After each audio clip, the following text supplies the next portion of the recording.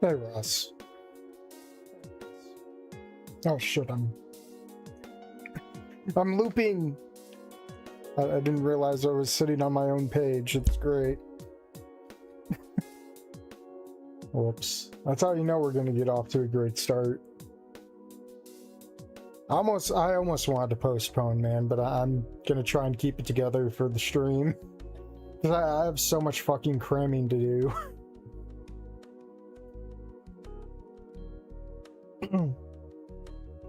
You gotta stop eating gas station food. I don't even go to the gas station.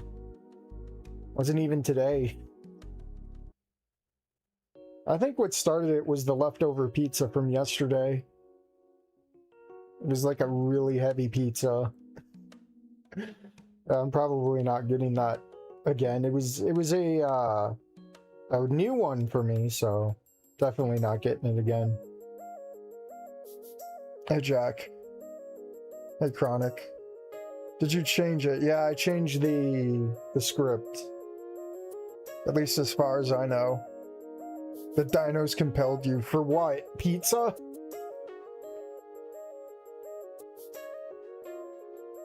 Yeah, so I kind of skipped eating for a few hours, so if I need to eat, I'm going to call a break for it.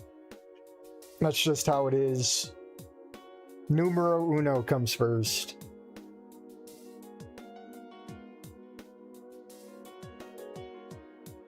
What's everyone's opinion on the Mad Max movies?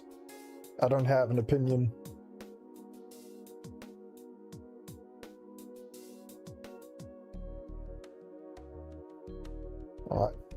I misspelt. Hold on, I'm seeing the message of the day and I forgot to put in it.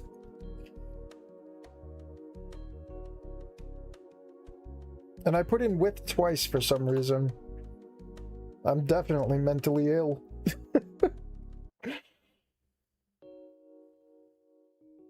But Mel Gibson is an amazing actor. I wouldn't know.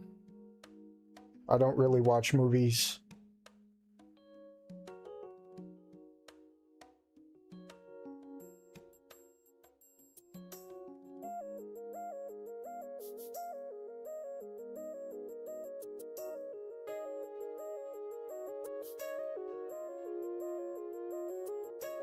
Yeah, we'll probably go for about 2 hours on this. Maybe more. Depending on the flow of the game and all that.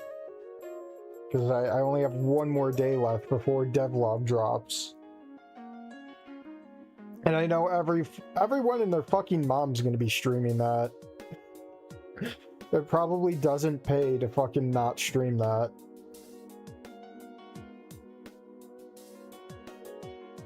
Not everyone loves movies. Not today. Not in modern times. People are already making their own shit with AI nowadays. Because Hollywood's lost the plot. Now we're burning up trees and sinking ponds. All for some funny meme movies.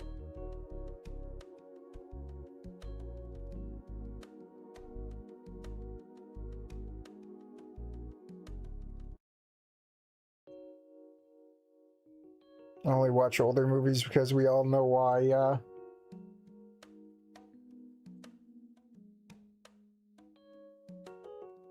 yeah, I should probably post this to the Discord.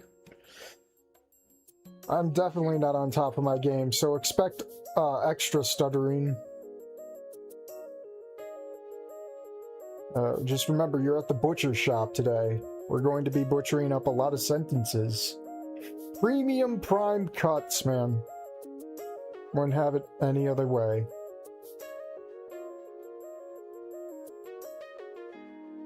Alright, post this bad boy. Give out an annoying everyone ping.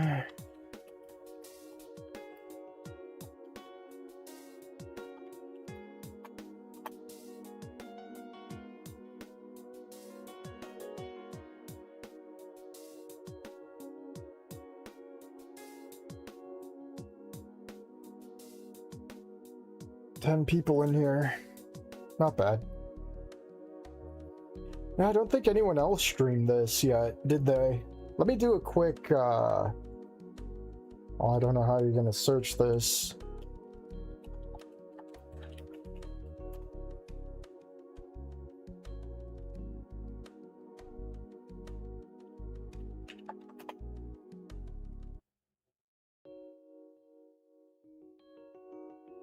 I don't even think anyone streamed the demo. Unless it goes by a different name in the Spanish community, probably. But no one on the English-speaking side has streamed this. Once again, I'm carrying the whole the whole thing on my back. It's always just me. Only one in Spanish. Is it that red dino dude? I forget his name. I mean, I know of him, but it's like, I don't really know him because, like, I don't watch the videos I can't understand. Yep. Early obscure channels might stream this in other languages, true. Because it is in, like, 3 other languages besides Spanish.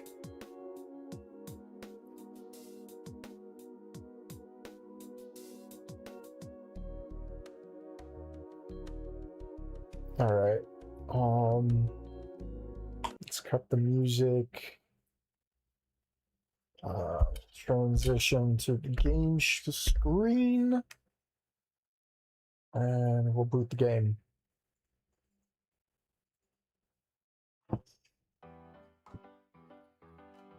Whenever OBS is ready, because I didn't change anything. Alright, alrighty. Back to where we left off. Let me back up a bit. Okay, yeah, we left off right there. Now, didn't I say this was like Foss art? Maybe? I don't know. It looks like it's Foss style, but I don't know.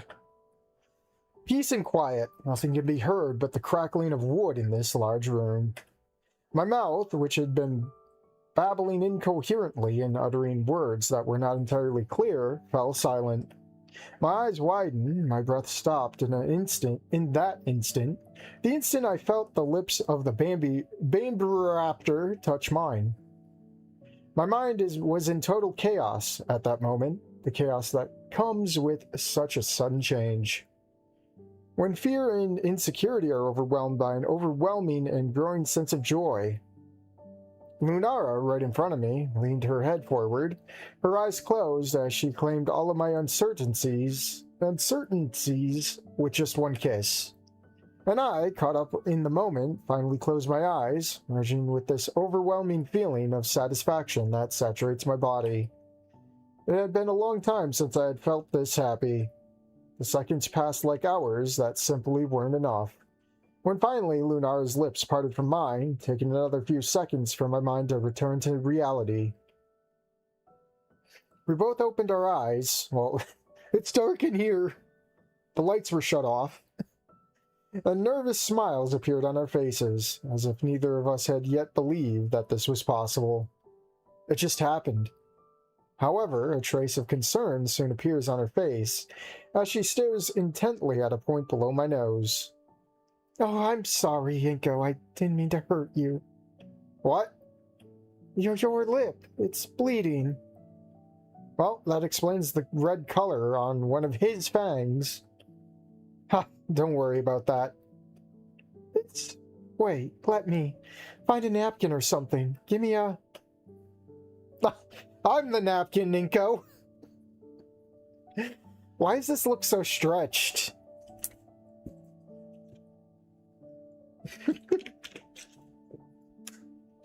It does look pretty stretched, man. Hey, Dr. Coconut. Hey, Sabik. I'll miss out on the majority of the stream because here in Scotland is currently 11 o'clock. I need to hit the sack. Yeah, sleep's important. Sorry, my art is not good. Well, it's not that. It's just, it's stretched. It looks like you, like, clicked on, like, a fit-to-screen function. Dinos take priority over sleep. Some would disagree with that. Don't let her finish. Take her hand before standing up and bring her face close to mine, claiming her lips a second time. I don't know if I did the right thing.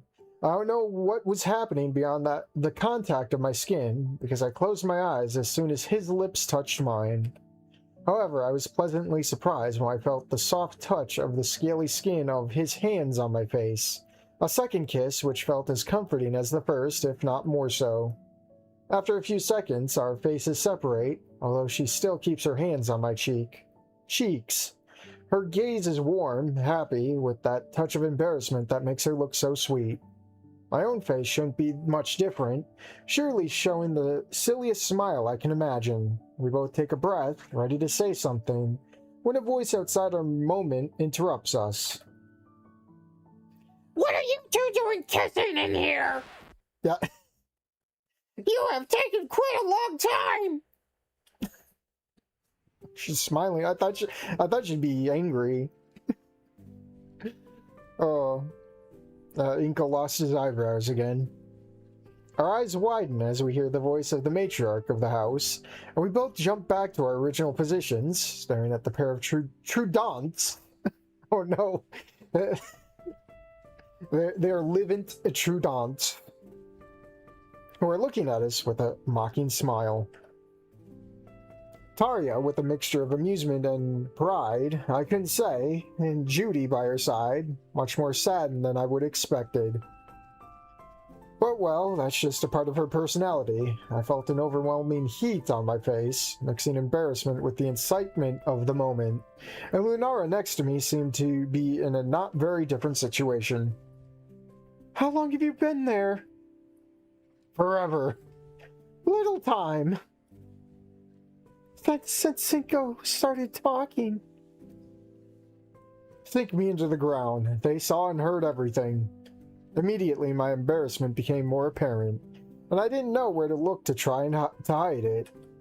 But I stuffed Lunara down my pants. Oh, that was such a silly animation. I gotta see that again. That's so silly looking. I stuffed Lunara down my pants. Something similar happened with Lunara, who took one of the cushions to cover her face as she let herself fall under the nearest armrest to the other side of my position. I found this very amusing, especially because of the constant wagging of her tail, which did little to hide her excitement and embarrassment in equal measure. Tarja, it should have been me. It should have. When's that Tarja mod coming out?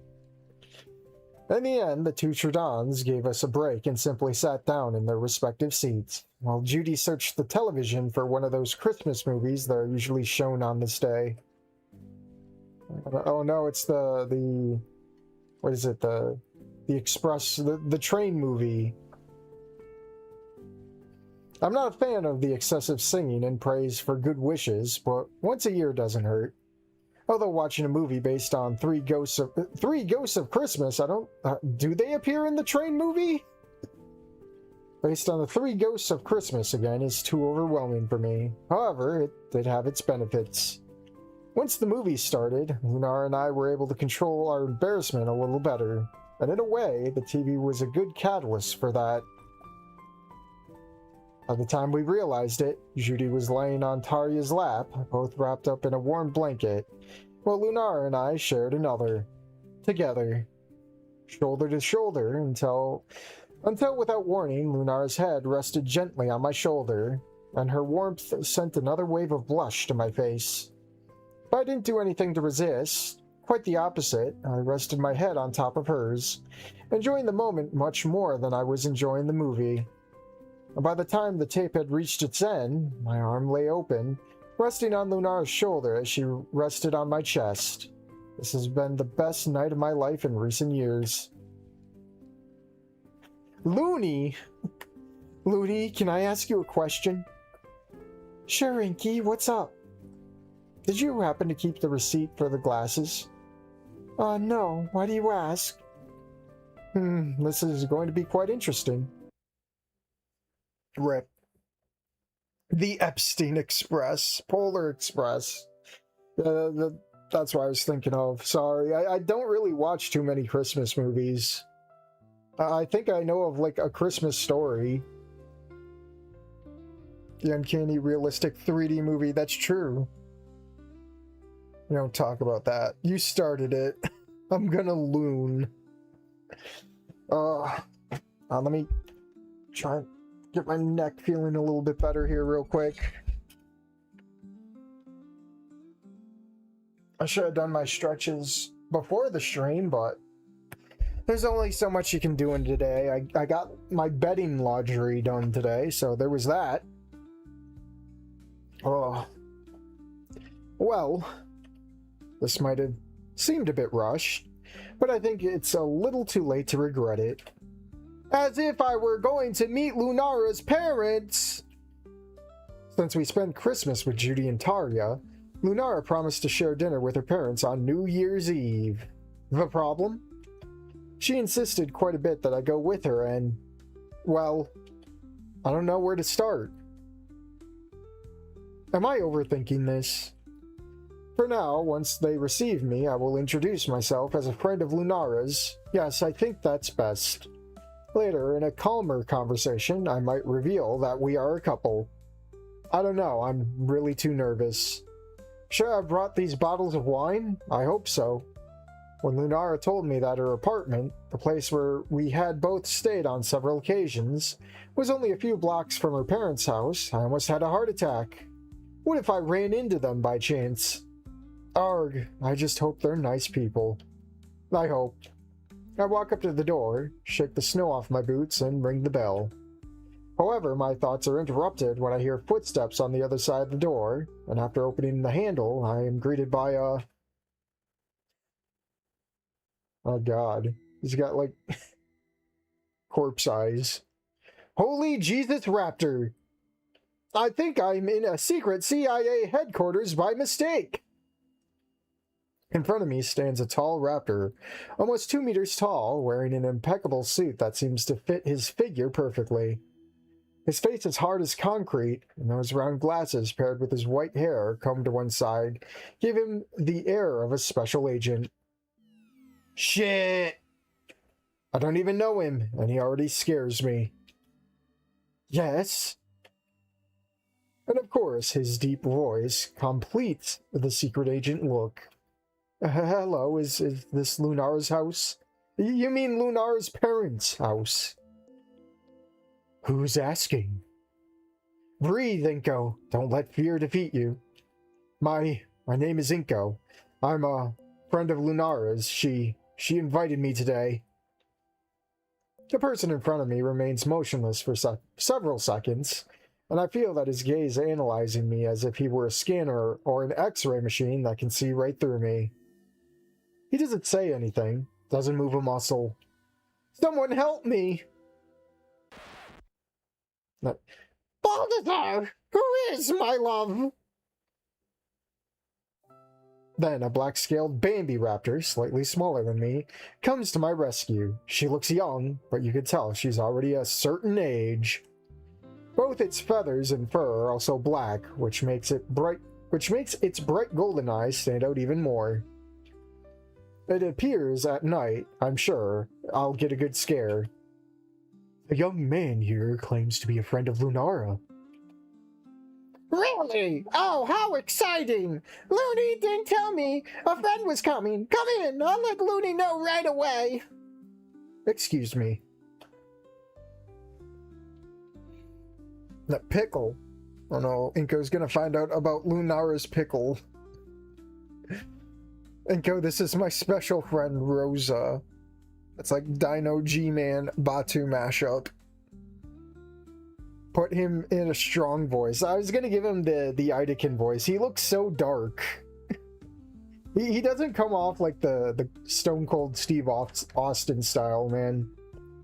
He looks like a mortician, kind of. Like, there's just a bunch of darkness about him. Love the hairstyle. Oh no, Lunara has fatherless genes. Oh. The dark raptor turns around and goes inside the house, while the man I now know as Mr. Baldassar steps aside and gestures for me to enter. I obey, but feeling watched by him really makes me very nervous. Lunar's parents' house is quite nice, with a variety of decorations and enough space not to feel cramped. In fact, as a photographer, I can identify someone's work with a great attention to detail. Looney, your friend is here! The voice I assume is Lunara's mother brings me back to reality, and seeing her makes me realize who she definitely got most of her character from. Yes, for the most part, because I've seen Lunara upset, and it's not pretty. The poor woman at the parcel agency didn't know where to hide when Lunara demanded a refund for the wrong model of glasses she had bought. Although, to be fair, the girl was right. Without proof, there was nothing that could be done about it. Looking at the side, I see Mr. Baldassar gesturing with his hand, a clear invitation for me to sit in one of the armchairs in the room. I obey immediately, trying not to suffer from an anxiety attack, while the lady takes a seat next to her husband. And now, of course, I'm the center of attention for the both of us. Please, Looney, don't take too long. And how long have you known Looney? We met in our last year of high school, but hadn't seen each other since then. A few months ago, we met again after 5 years. Ah, high school, what a great time! When you're young and carefree. Well, yes, back then I didn't know what adult life was like. And what do you do for a living, Mr. Nito, if it's not too much trouble to ask? Did I ever tell you my last name? I work as a shift supervisor in an accounting firm, and I'm a photographer in my free time. Oh, really? Do you like photography? It's a hobby, and something I really enjoy. Oh, that's very good. Our little girls also enjoys doing some crafts. Yes, Lunar is very skilled at sewing. Do you know that she sews? Dan. Yes, we talked about our jobs, and I've helped her with some things in the workshop, and I've also placed some orders with her. Shit, this is getting out of hand. Lunara's mother looks at me with genuine curiosity, and her father has those round glasses fixed on me like stakes through his heart.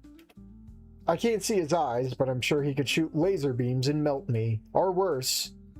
He's a CIA agent, as I suspect.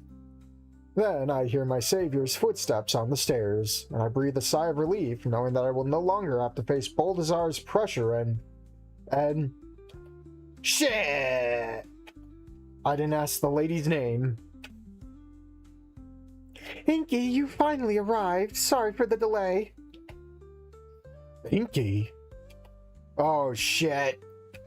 I turn around on the sofa, holding the most forced and unnatural smile possible, trying not to collapse as I watch her approach with a beautiful smile. Don't think about that. Oh. Uh-oh. Oh, he's loading. He's buffering. The Bambi Raptor finally reaches me, and before I can even say hello, she leans over and kisses me before sitting down happily beside me. The music. So I guess Lunara never broke it to them that we're dating, and they just now find out. He is a reference to of XCOM. Well, I don't know XCOM. I played it like once, and then I got fed up. For a second, I thought Lunara's dad was Shinji's dad.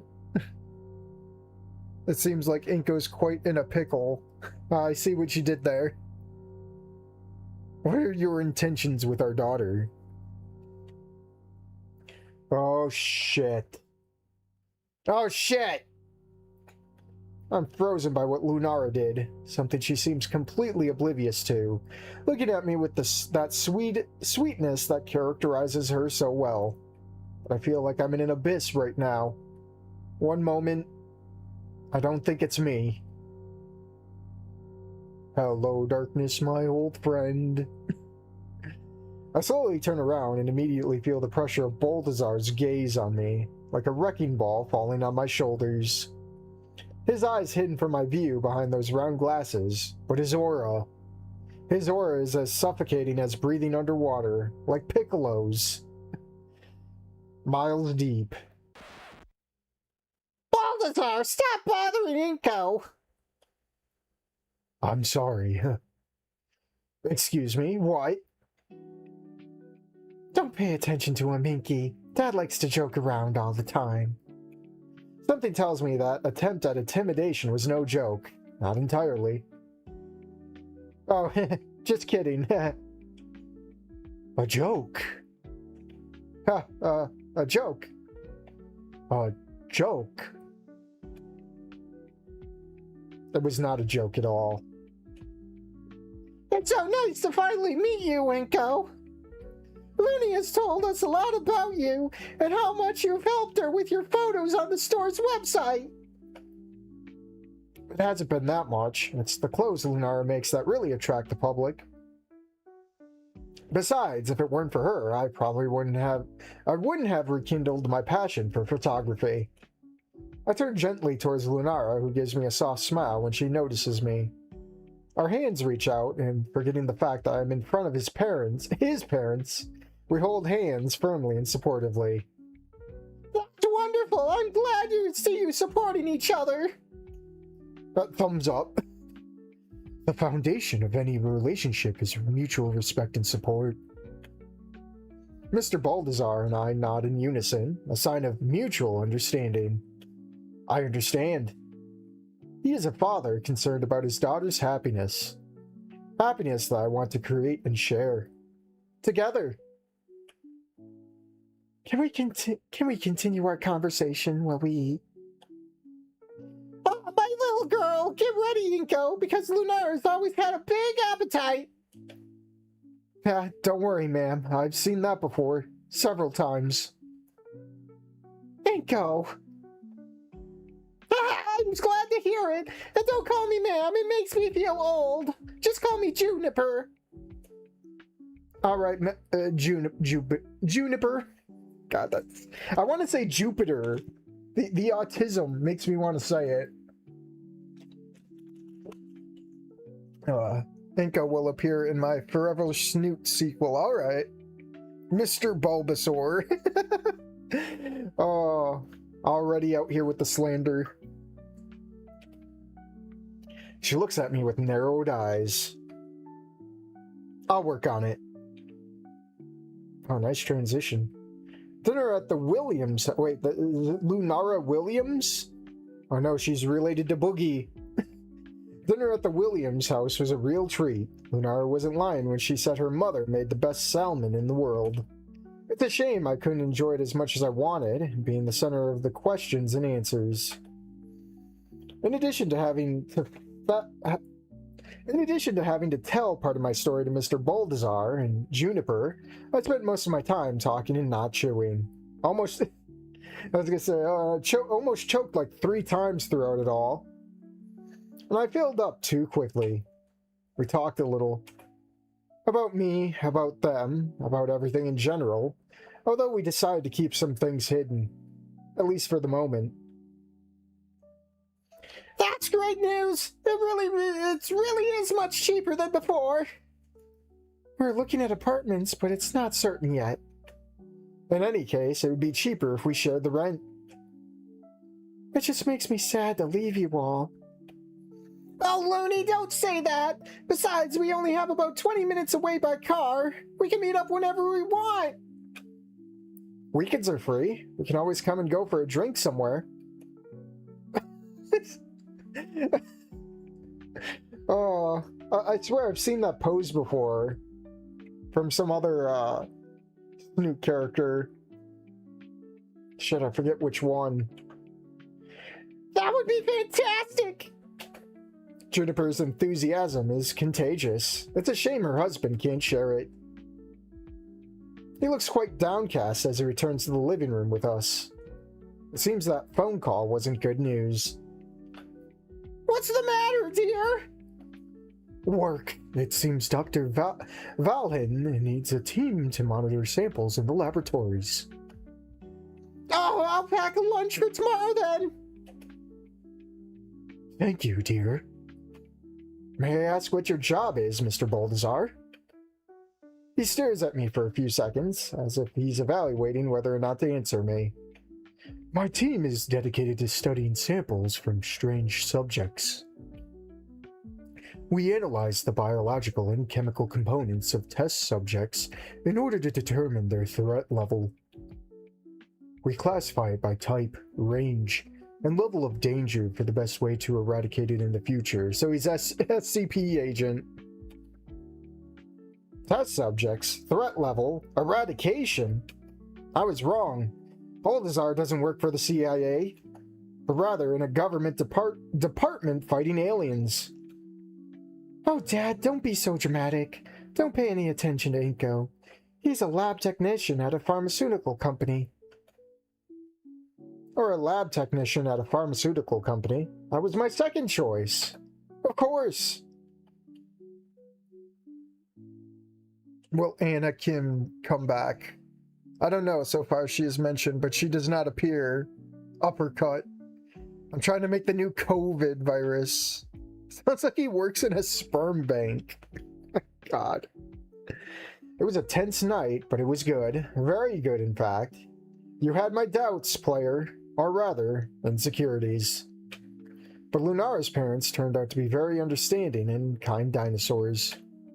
And I feel that in some way. I was welcomed into the Williams family. The best part was that Lunara made up for not telling me anything about her parents by becoming my cuddly teddy bear while we watched one of my favorite movies. The Para-Godfather. A bit old-fashioned. Oh, The Para-Godfather is recommended by Mia. A bit old-fashioned and a bit boring for Lunara's taste, but it was my consolation. How many times will we be able to do this when we finally live together? However, I know that there are still things I need to finish, chapters to close, baryonyxes to drown. In tears, of course. Today is going to be a big, long day. Did you pack everything? Laptop, camera, clothes, toothbrush? The Bambi Raptor asked as she started the moving truck. Oh, so we're already moving together. That fast, huh? That's crazy. It just feels like yesterday we shared our first kiss. I work with Inko. Daisy Jones will return, the one who shares a face with Lunara. Oh boy. Is she gonna become a he-she too? Yes, everything's ready. You know that whatever remains is forever goodbye. Yes, besides, I don't have that much stuff, you know. Well, that has to change, Inky. Oh no, we're in Truck-kun.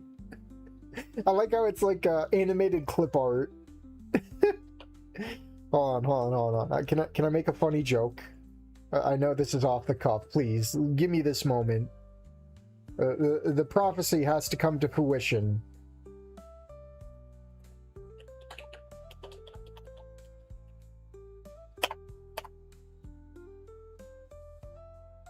There's not that many pictures on the Boru.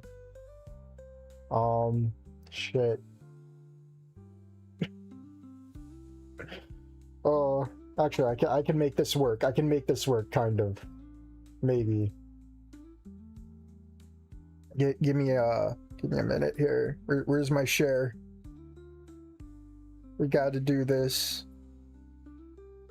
Actually, let me download.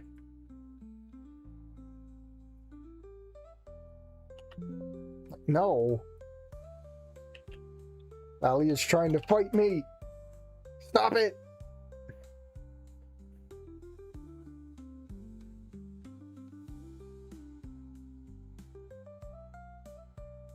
Alright, if I hit this just right.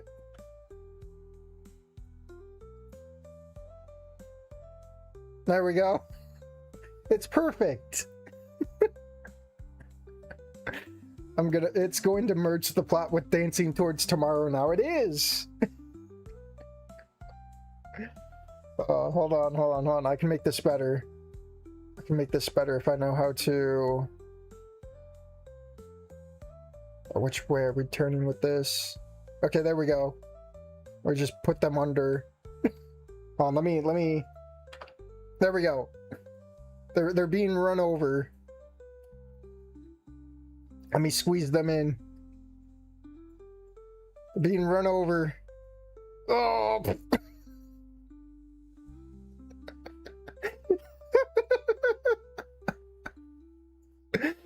Oh. Christian was right. The dimensional merge is happening.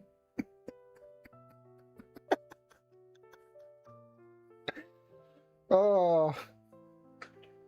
Oh. Great mod. And so, we both set off for our destination, riding in a moving truck full of Lunara's boxes and some of mine. We've been talking about it for a while, and while our income allows us to rent a shared apartment, we're not officially a couple yet, but we both agreed to that, especially now that we're practically staying at each other's apartments all the time. We managed to get a rent that left us with some budget for our personal projects, even more so now that we shared the rent. I'm paying barely 10% more than my old apartment, and Lunara's paying almost 50% less now that we're sharing the payments. A little further from our jobs, but nothing that's a problem, now that I can afford to pay a mortgage on a six-year-old Toyota Corolla, but it's brand new. What I needed to do was leave Lunara at her job before I went to mine. We've arrived! Now we just gotta clean the snake scales from the grill, Inko. I think you can manage to do that, right? Lunara's voice pulls me from the little nap I took during the trip, bringing me back to reality, now that we were arriving at our destination. A small building in Clifton Hills. A fairly decent area of the city, although it's mostly residential structures like ours. A small 3-story building, the second floor being our apartments for the next period of our lives. Okay, we could start bringing some things up to the apartment while we wait for the movers to arrive. Okay, if you like, take the coffee maker and make something hot while I take care of the boxes. Are you sure you want to do it alone? Don't worry, we have all day. Also, that way you can get things organized while I take care of bringing it up to the apartment. Okay, I'll wait for you upstairs. And if you think it's too cold, take a break. Don't worry, I'll be careful. With that said, Lunara goes inside the building, while I head back to the truck and start unloading everything, minding the blood on the back of the bumper. Damn, that's quite a lot. I guess I'll have to make up for a lot more trips than I had in mind. Good, less complaining and more work.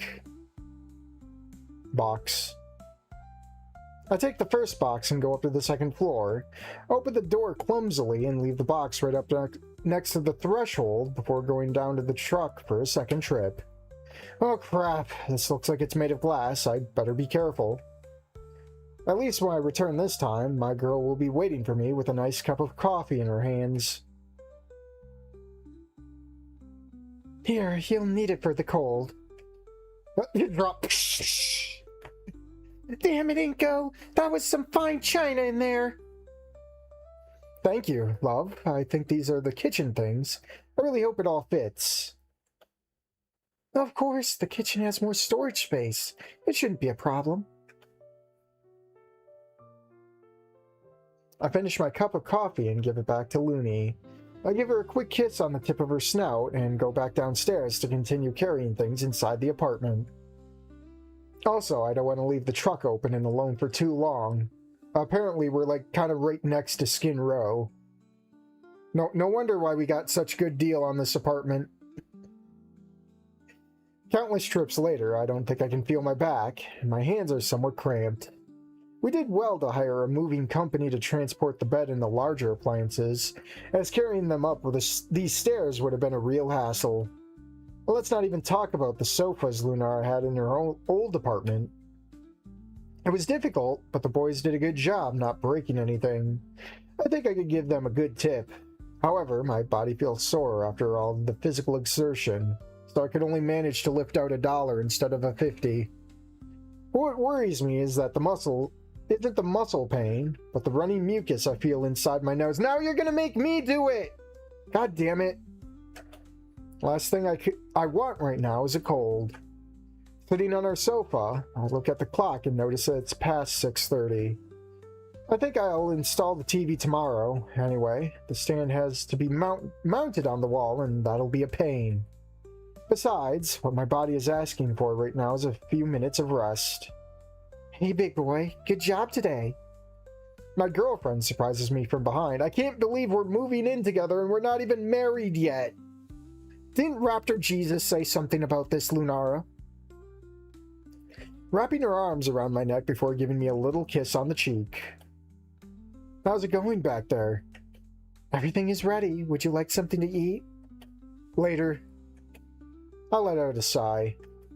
Right now, I want to take a bath and warm up. She presses her face close to mine, taking me slightly by surprise.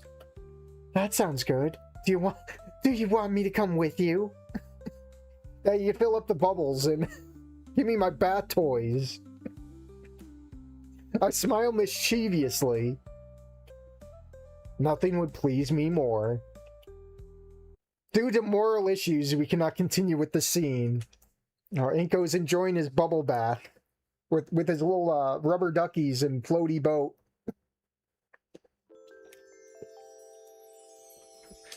Arg, I'm tired. Let's try this. Chris, wait, no. How they're not officially a couple. I'm tired. Today was a peculiar day at the office.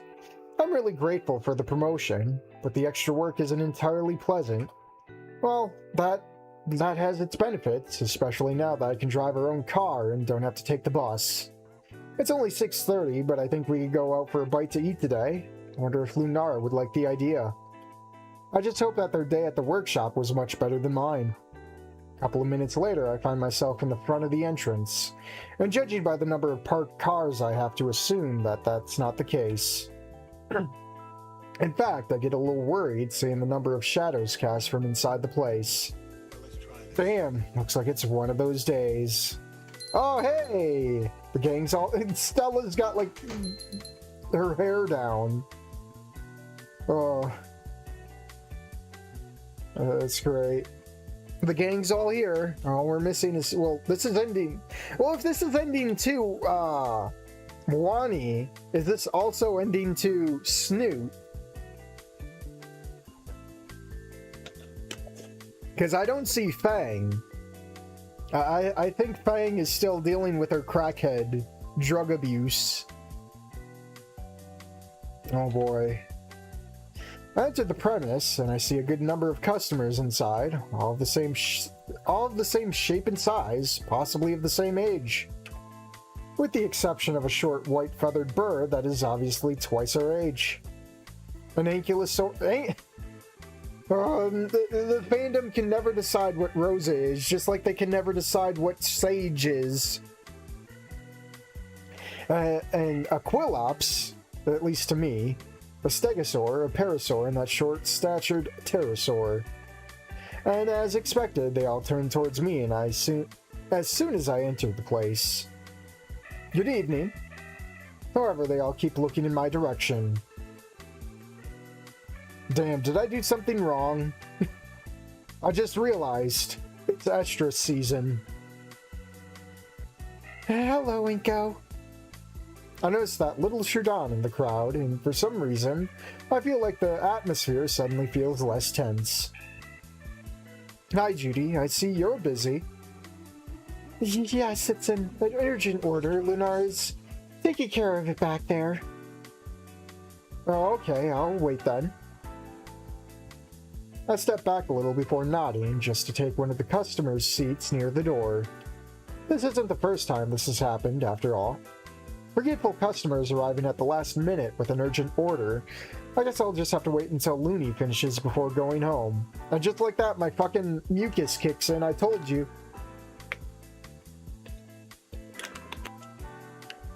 I'll never survive this. The clients quickly the clients quickly lose interest in me, returning to their small chats amongst themselves with Judy. I suppose they're old friends, although she seems to be organizing a wedding or something. Damn, is Lunara making a new wedding dress? This is going to be a long night.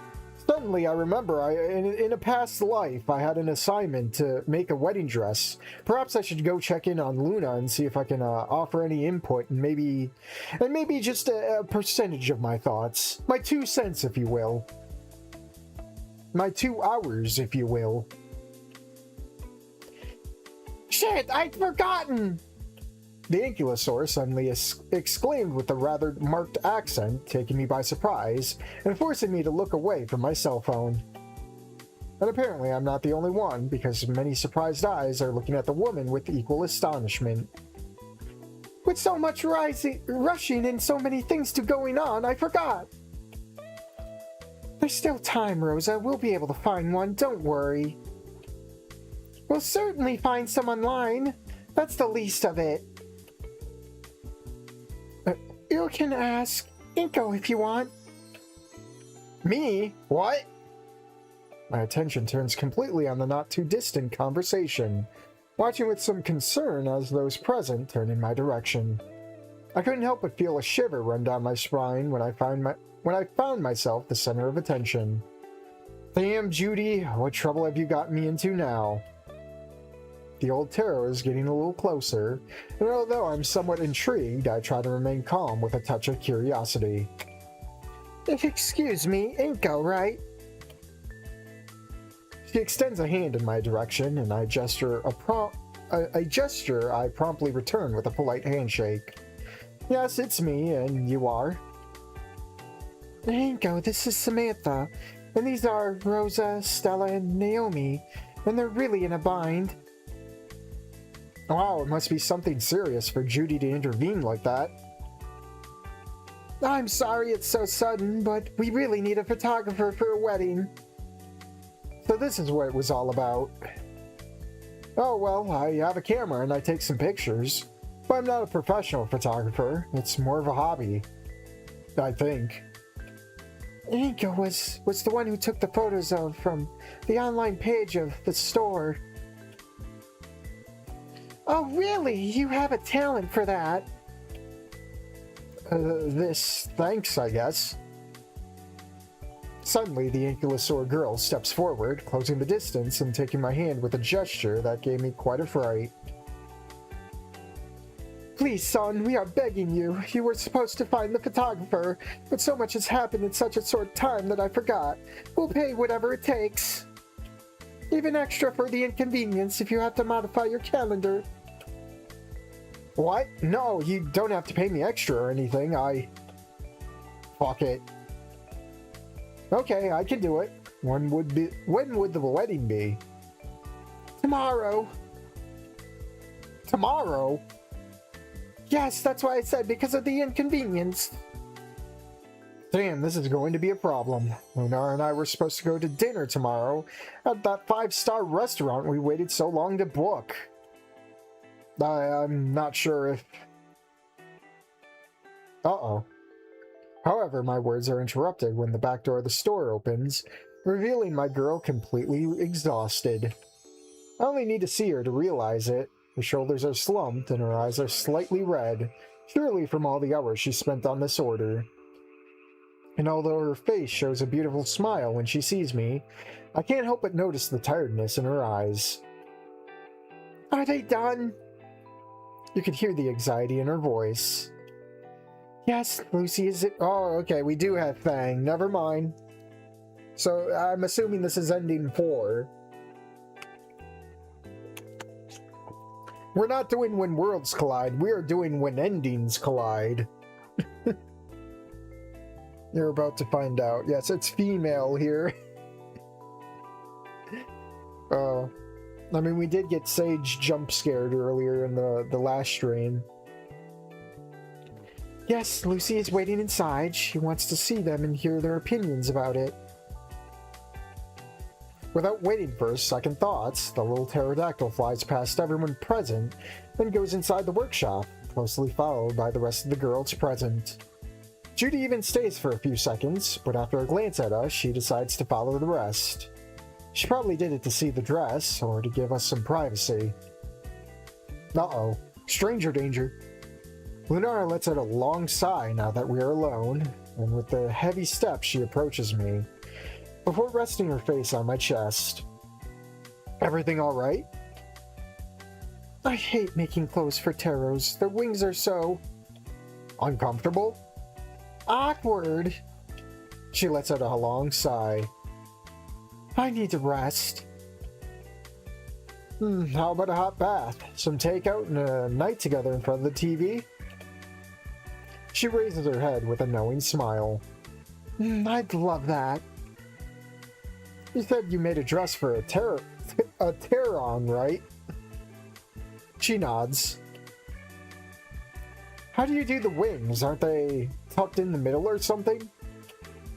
She lets out a long sigh, and her gaze lifts weirdly to mine. I suppose that's the hard part. No, she's yapping. They have to be separated into 3 pieces, one on each side and one in the center. Usually Velcro or buttons are used, but since you don't want to be too visible on a wedding dress, zippers have to be used.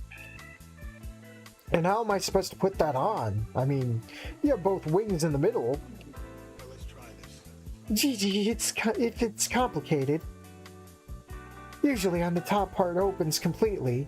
There's a zipper to secure the fabric over the left wing, another close to the garment under the right wing, and the last one to fasten that wing, and finally the dress.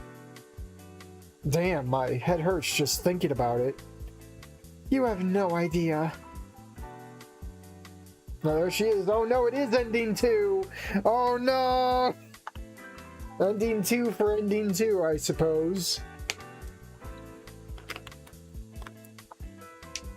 Oh. It's a continuation of Broken Wings. I was reminded of that, I think.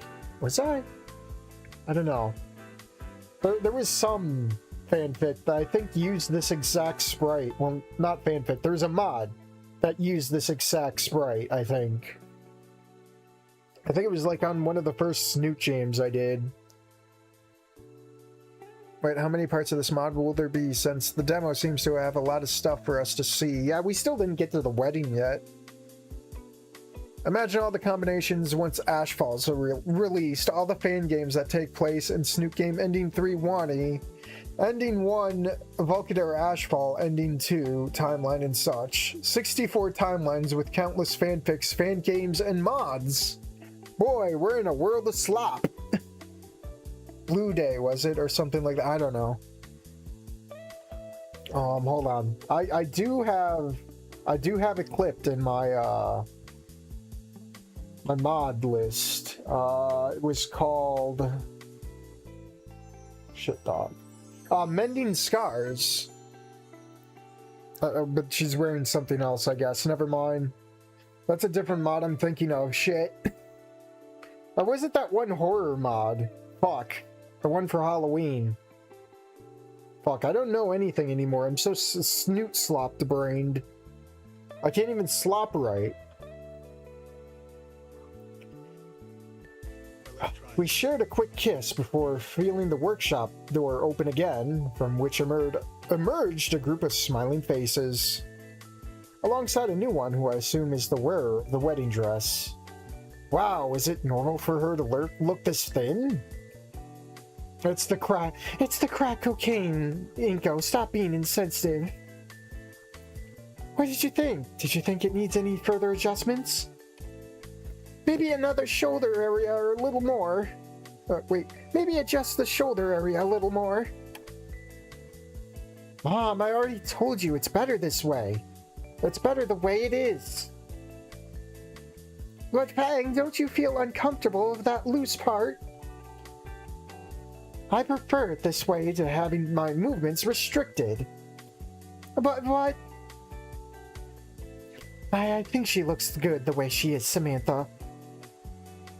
Besides, the important thing is that in addition to looking nice, it's also comfortable, right? And we don't have the time anymore. The little pterosaur lets out a small sigh of defeat. Okay, I just wanted tomorrow to be perfect for my girl. I know, Mom. Thanks. We got the hug. The hug also looks stretched. Like, I feel if I did this, I don't want to ruin it. Fuck, how do I... Let me take a screenshot. Oh, that's not what I want. Hold on. There we go. Screenshot. Like, if I took the screenshot, capture, let me... I know I'm being autistic right now. Bear with me. Open up Paint. Okay, if I do Paint, can I bring Paint into this? Where's my YouTube? There it is. Paint. I bring in Paint. Oh, it's not going to show Paint. Paint is just censored for some reason. Blame Microsoft on that one. Okay, so Plan B. Save it. And then use... Where's my share? God damn. Why do I have to be so autistic? Where did my share go?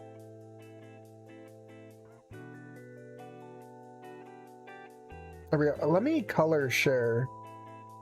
That way I can actually spot it better. That color. There we go. Properties, browse. Alright, okay, let me... Let's try this. Oh god, what happened? Oh, it got fucked. Transform. Reset transform. There we go. So if I take this, I think what I can do is it's just this, I think. Oh, no, hold on. What was it? Was it T? No, it was not that. What was it to squish it? It was not T. It was not Control. Was it Control? No. Was it Alt? No, Alt is that. Was it Shift? Yes, it was Shift. See if I squish it like this, it looks a lot better. Hey, Kissif. You can find all that in the game's files. I know, but taking a screenshot's faster. Anyways. Enough of me spurging. Get rid of Paint. Both birds share a small hug, which calms the atmosphere a little. I can even hear my girl next to me sighing softly, though I'm sure it's because she knows she doesn't have to keep working on that dress. And just when I thought there was nothing left to do, several faces turned in our direction with an expectation that made me a little nervous. So, Winko, do you accept the offer? They all wait for an answer, and Lunara turns in my direction, confused. Offer? I put my hand to the back of my neck, somewhat hesitant. Neck posture check. Ugh. They want me to be the wedding photographer, but I don't know, and we have that booking tomorrow. She stares in my direction for several seconds, then something in her eyes seems to click. Had I forgotten? Oh, right, but don't worry about that, Inko. We could do that another day. This is the perfect opportunity for you. But Looney... Come on, Inky. Isn't it great? You can do what you always wanted. Wasn't this your dream? Yes, it was, but... Will she just abandon our plans? I lower my head somewhat doubtfully, but it's difficult to ignore all the faces looking in my direction. Being a photographer was my dream. It was. I've already given up on that dream for something more realistic. Something that is real and pays off the bills at the end of the month. Damn, I guess I'll just do it. And if it makes Lunara happy, I guess it'll be okay. Okay, I'll do it. Juju! Oh no, we got called a Jew by Stella. You can't be so Rex semantic or whatever. Anti-Rex-mantic.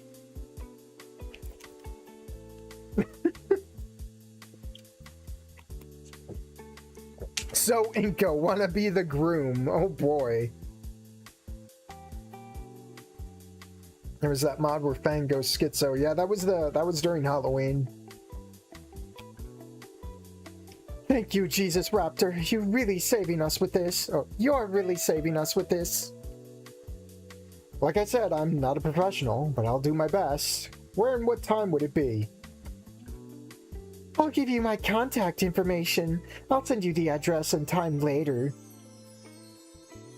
Thank you so much for everything, and to you too, Lunara. The pleasure's all mine. If the bride is happy, I am too. The youngest and thinnest pterodactyl steps forward, gently taking my girl's hands. Thank you so much for everything. The dress is truly beautiful. The beautiful one is truly you. Let's try this. Okay, that was really weird. Much weirder than when I see my girl hugging that skinny-armed terror like they're old friends who have just reunited. However, I say nothing. It's not the time, for now. I just smile and wait until they both finally break the hug. So we don't get a special hug sprite for that, huh? Lunara, if you want, I'll take care of the rest. Would you really do that for me? The young Trudon nods shyly. You're one of a kind, Judy. I really need to rest for today. A couple of goodbyes later, and after receiving the information from Naomi, Lunara and I left the store and got into our car. My poor girl, she doesn't even wait to start the engine before letting out a sigh of exhaustion. Oh hey, I think this is more Shido slop, kind of. It looks like Shido, but maybe it's not. Maybe is this also Foss? God, the styles are merging. Like Lunara's eyes almost scream Shido, but like the style of the art also screams Faust. I really hope that bath and movie night is real. Yeah, of course it is. So, you knew this Lucy? She shakes her head. No, you know, when you make a custom wedding dress for someone, it takes a lot of time, enough to talk things over. I see. Was it that hard?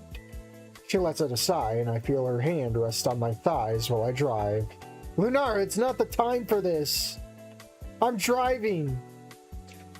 Yes, a little rebellious life that didn't end well. A relationship that ended in disaster, and then many years locked in a world of drugs, surviving and isolated from everyone she loved. Damn, that sounds tough. But seeing as she's getting married, I guess things will get better for her. She laughs a little. And you know what's funny? I glance in his direction for a second before turning my gaze back to the road, and my silence is enough to let him know that I expect him to continue. She's going to marry the same guy who was her boyfriend in high school. Out of my control, a grimace of confusion appears on my face. Seriously? With the same guy? Weren't they supposed to have broken up? How come they're getting married now? People change, Inko. Just another random update on how I'm writing my Mammoth OC for my Wani Snoot fanfics. I've written my Mammoth OC as hating Christmas, which I'm sure for Tarya and Judy is a shock to the system. I see.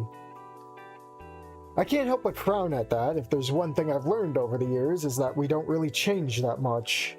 Olivia remained just as inconsiderate after all these years, after we met, after we became a couple, after Idakin, even after the 5 years we were together.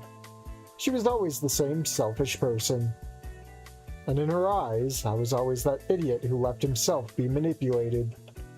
Inko, is something wrong? Shit! Turning my head, I could see Lunara looking in my direction with a worried expression. No, sorry, love. Just thinking about something at work. I had a pretty long day, too. Oh, then we both deserve a relaxing night, don't you think? I couldn't agree more. The next day. Okay, I'm ready. My camera battery is fully charged, and the memory is completely empty. I brought my spare lenses, although I don't think I'll need them. Even as a photographer, I wear a small suit, because my fussy, fashion-loving girlfriend wouldn't let me go out in my usual clothes. The place was quite far from our apartment, a small church within the Green Hill suburbs, in a fairly affluent area of the city. Oh boy. Curious, because I didn't expect such a slovenly girl as Lucy to come from a wealthy family, but it seems I was wrong. It's probably not my problem. Upon arriving at the venue, I noticed a few ears outside, which gave me the impression that this wouldn't be a large-scale event. And I think I wasn't wrong. Good afternoon, Inko. It's good that you are here. I'm not late, right? Not at all. You're right on time. The ceremony will start in about 30 minutes. You can use that time to take a small walk around. You can help yourself to anything you like from the buffet. I really appreciate it, but I only came to take pictures. I don't want to interrupt too much. Ankylos stares in my direction for a few uncomfortable seconds, as if she wants to tell me something. However, any words she had in mind vanished with a small sigh from her. Okay then, I have a few things to finish up. If you need anything, look for me or Naomi. We'll both be nearby. That's fine. Enjoy the party. Rosa nods before turning around and heading towards the buffet area, where a pink-scaled raptor seems to be having some trouble arranging the different dishes. Tacos at a wealthy wedding? That's new. Okay, time to get to work. Camera comes from the ground, right? Hold on. Straight from the ground, just magnetized. I look for a secluded place to put my backpack with my equipment, and from inside I take out my camera and put the strap around my neck. A few seconds to turn it on and check that everything works correctly, and after taking a picture of a statue in the church and checking the quality, I could say that I'm ready. My mission is simple: take photos of the party, but don't interfere. Capture people in their social environment, look for small laughs, moments worth remembering. That's a transition. I look around and I can identify some faces from the workshop. I can't believe Stella's still with Chet. My god. There's Stella chatting about something with a bodybuilding megalodon dressed in black, while pointing at something in the wedding decorations. Wait, that guy is waving? Oh, Inko, you're finally here! Hi, Stella, and, Oh, this is my boyfriend, Chet. Wait, is the girl with the squeaky voice this behemoth's girlfriend? Holy shit. Sup, bro? Hello. Are you the photographer? Can you take one of us? Can you take one of us? Not in a fight. No. Well, maybe Stella, but not... I don't want to. Why do you ask these questions? Oh, yeah, sure. I move a little away from the couple, while they both assume a rather intimate pose, although clearly wanting the floral decorations behind them to be visible on screen. Well, who am I to judge here? I only have one piece of paper, after all. Ready? You took the pictures first and then you say ready. What the hell? That's not how this works, Inko. You're fired. Cool, bro. Can you send them to me? Oh, that. I can't right now. I need to go back to my laptop and extract them from the camera's memory. Oh, I see. Don't worry, Sharkbait. We can have them later. Okay, my little sugar nougat. Damn, I think I'm going to get diabetes. Well, I'm going to see the rest. Alright, thank you so much, Inko. Enjoy the ceremony. Chill, bro. Thanks for showing up at the last second. It was a pleasure to help. See ya. Now that I look at it, Mrs. Samantha is nowhere to be seen. I assume she's helping Lucy with the final details. ACO camera? Taco Tuesday at the wedding. Oh god. Or Rosa, why would you do this? Inko, we have to fix the timelines. Oh no. Inko wears a backpack to a wedding. In this timeline, she will have dated Chet for like 6 or 7 years. They haven't married yet? Damn. These are in his AI suit. If my relationships don't work out, I can always move to Argentina or Agartha. There's Naomi next to a pterodactyl with dark scales and a white suit. a white suit. I take off my glasses, and I'm in fact corrected that it is a black suit.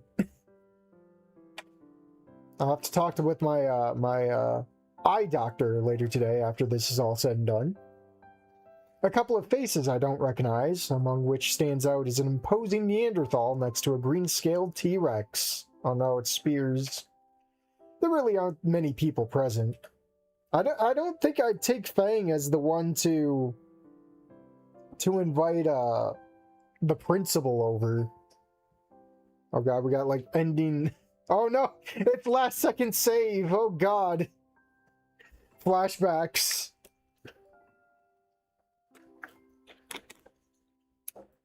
Oh, don't get me wrong, Inko. The war didn't take my arm. Fang was at a crackhead binge with an axe, and you know, it all went south after that. And finally, the one I recognize as the groom, a human like me, dressed in white near the altar, chatting with a pterodactyl similar to the one accompanying the parasaur. Only much muscular and with the look of a Mexican soap opera thug. Well, I suppose the least I could do is introduce myself to the groom. I walk towards both of them, who quickly interrupt whatever they were saying to look in my direction. If it weren't a wedding, I'd be quite uncomfortable with these two around. You must be the groom, correct? He looks at me for a few seconds, as if analyzing whether to trust me or not. It doesn't help much that I extend my hand to greet him and then get a response. Until finally a small laugh appears on the other human's face. Cousin, do you want to go bowling? Oh.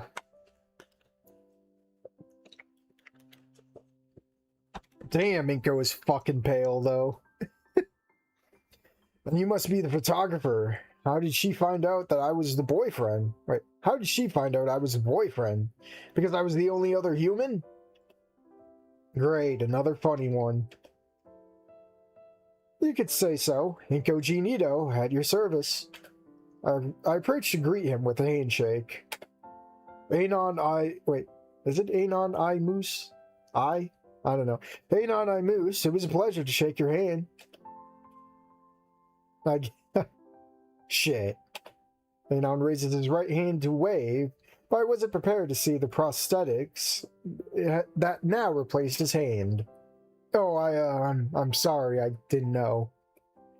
Sorry, I was just joking with you.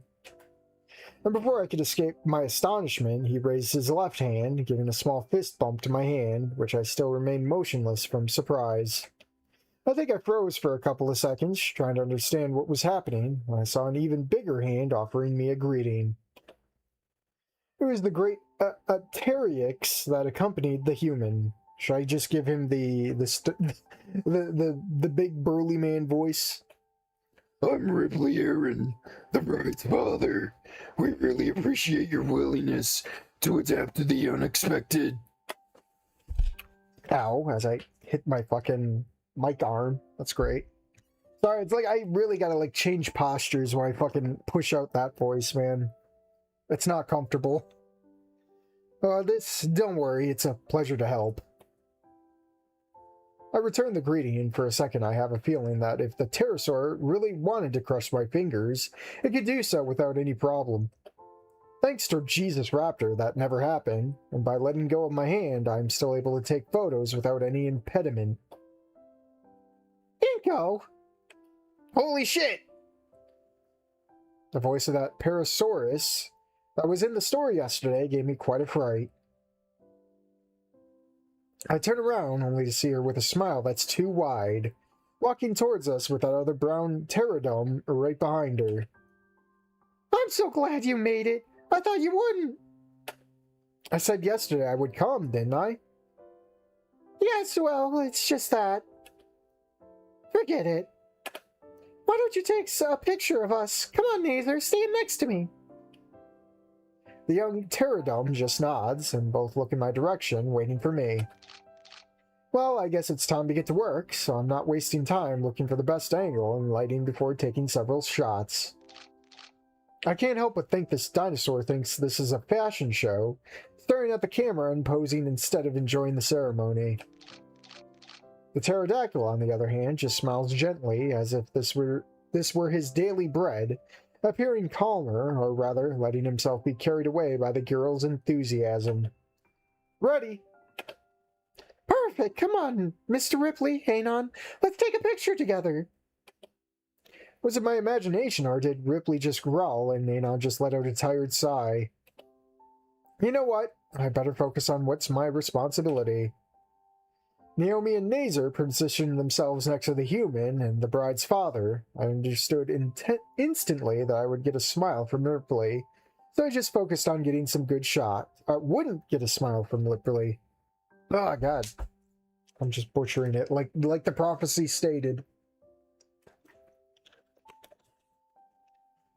So I just focused on getting some good shots. Although I think I'll need to get a bit more light, but using the flash would be too much. Can I see?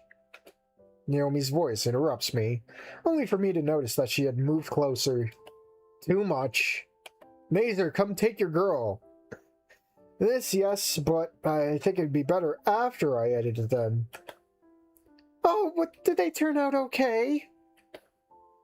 Yes. Let the photographer do his job, love. What Natsapoo? I just want them to be perfect. They will be. Why don't you do me a favor? Lucy and my mother definitely need a hand with the dress. Could you help them? Of course, don't worry. Everything will be perfect. And so the girl walks away from us, leaving us in a somewhat tense silence. Is it just me, or did she use the word perfect twice? I was just getting my head around it when I heard a small tired sigh from Nazer, confirming how exhausting it must be to be with her.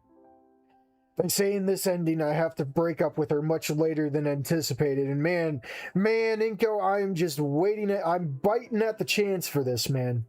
I'm counting my days. I only spoke to her for 10 minutes on the phone to get the address and time, and I almost told her to go to hell. Almost.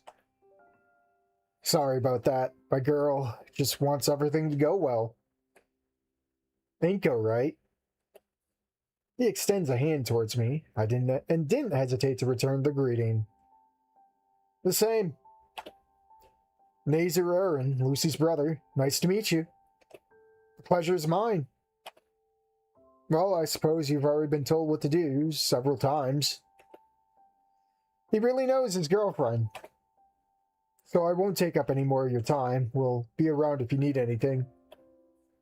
Thank you. I'll do my best.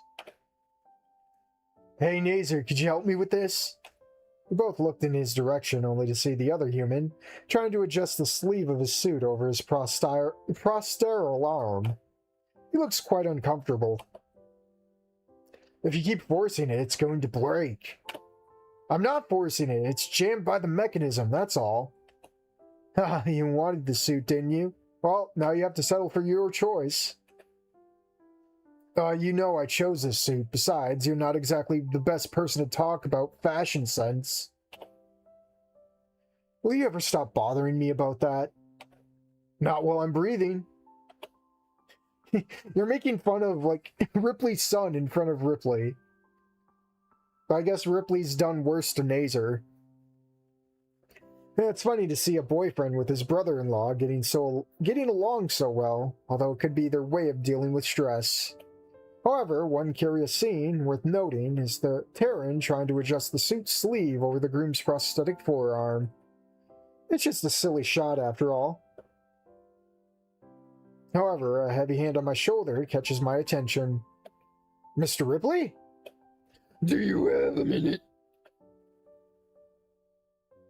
I get an impression that it was more of an order than a question, perhaps because of the natural tone of his voice, or because of that penetrating gaze that seems capable of seeing through all your sins. I didn't even have the courage to refuse, taking a little distance from the other two to listen to what he had to say. Is something wrong, sir? Damn, my voice sounds more nervous than I'd like. Did I do something wrong? Last thing I want right now is to get into trouble with such a threatening guy. However, when she... Oh no, now it's Rip Mantha. When she turned to me with a nervous expression, she banished that feeling in my chest as easily as extinguishing a candle. Look, kid, the day is very special. I'm sorry. I had to play it up. Look, kid, this day is very special for my Lucy, and I want everything to be perfect. A father's concern. That's a small relief. I want you to take a picture of every smile on her face, every detail. When she and I walk through that door, don't miss a single opportunity. Is that clear? Why is he asking me for a favor, as if he were giving me an order? Don't worry, Mr. Ripley. I'll take care of it. A small smile appears on the beak of the Terrosa. A small one, so small you wouldn't notice it unless you look closely. That's why I wear the good glasses. The ones that change colors of suits from white to black. But something is something. That's a sentence. Holy shit, no, go back. Oh wait, hold on. Unless he looks closely. But something is something. That's still a funny sentence out of context. I'm counting on you. If you'll excuse me, I'm going to see how these things are back there. And so the great aviator withdraws, leaving me with a strange solitude. He's not wearing aviators. He basically told me to do my job and not mess it up, right? In any case, I could take advantage of this moment when no one is paying attention to me to take a couple of photos. I think Nazi Poo is an egregious Inko. Is more egregious, yeah. It sounds like it's saying Nazi Poo instead of Nazi Poo. When Epon got his wedding suit, Ripley and Nazer had to help him. He really is terror. But something is something. I try to slip into small groups, taking photos of the most mundane moments, small conversations, ordinary moments, gentle laughter. I suddenly find out I've used all of my memory. And curse myself. I curse Jesus Raptor. It's like going back to my high school days with my old camera alongside Ben and Idekin at that wedding that became my first real experience as a photographer. A memory that used to bring me a lot of joy, but now it feels empty. Why? Why is it so hard to press the button to take the photo? But that doesn't matter now. This wedding isn't about it. Enjoying taking photos, it's about work. I don't have to like it.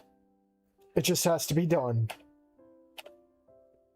I look up from my camera screen after taking a picture in which sunlight from behind a stained glass window bursts into the illumination of my lens. However, something quickly catches my attention. Anon is alone, standing in front of the entrance of the small church. That's strange because, as far as I understand, the groom doesn't even have time to go to the bathroom during the celebration. A quick glance around, and it seems that no one is particularly interested. Is this normal, or is everyone giving him some space? In any case, there's something I wanted to ask him ever since I found out he was a human being like me. So I'll start with a casual approach. Taking a break? I tell him as I approach, quickly noticing the smell of cheap cigarettes. This is confirmed when I see him exhale a small white cloud from his nostrils. I don't think the gentleman would much like you smoking in his house. Yeah, that's why I'm out. Besides, if Rosa sees me smoking in a church, she'll probably put a hole in my skull with her slipper. You really like to exaggerate, don't you? Why isn't he answering? I just hope he's saying that because of that prosthetic hand. What, you like it? Damn, I shouldn't have looked in his direction. I'm sorry, I didn't mean to make you uncomfortable. Nah, I'm used to it. How? What happened? Like I said, Inko, the crackhead moment. She's so wild, I can't help it, I'm infatuated with her. She has her moments, Inko, and those movements, man, they leave me wanting more. He doesn't answer me immediately, and for a second I fear I've asked something inappropriate. Luckily, he just takes one more drag of his cigarette before crushing it with his shoe and letting the smoke escape from his system. Wow, what a litter bug! Just before I started coughing uncontrollably. Wait, what? I'm the one who's coughing. Wait, I'm the one who's coughing, or Inko. And then he's like, shit, are you okay?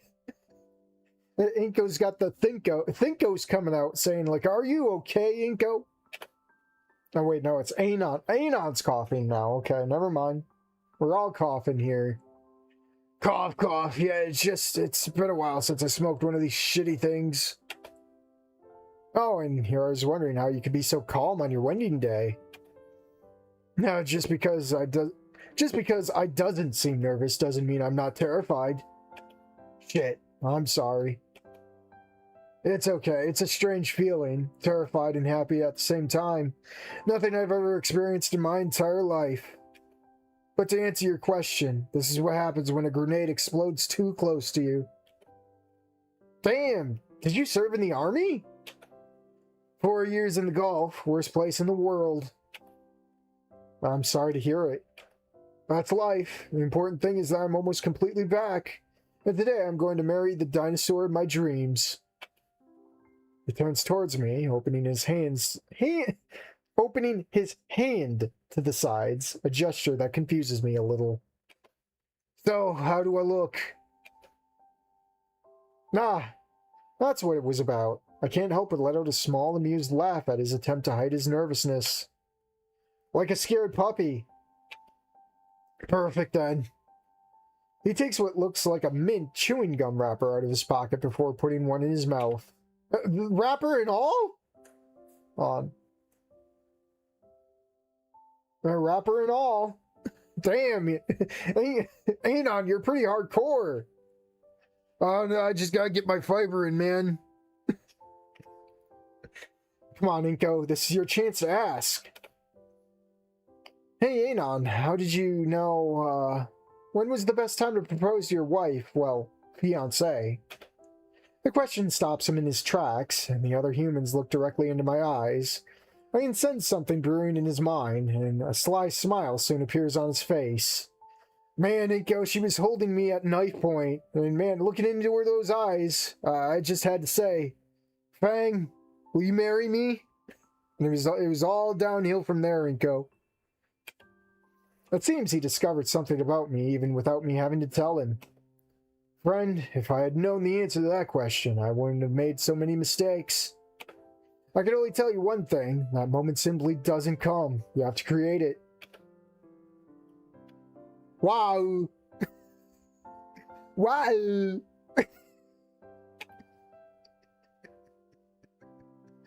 Simply. Wow!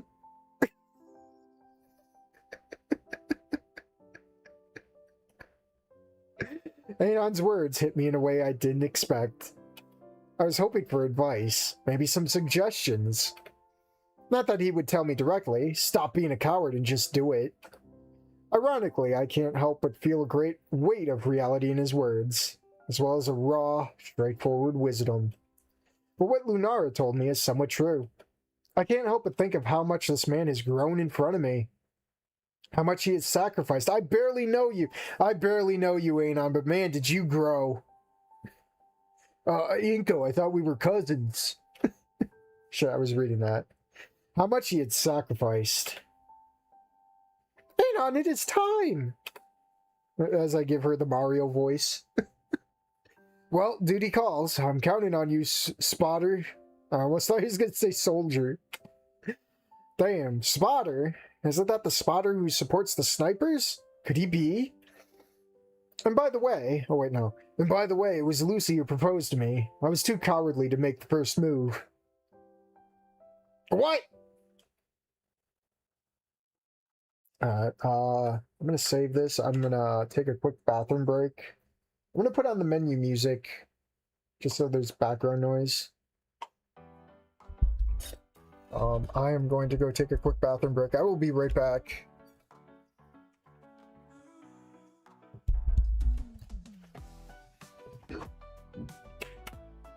Mic didn't mute. Crazy. It's a good thing I checked that before going.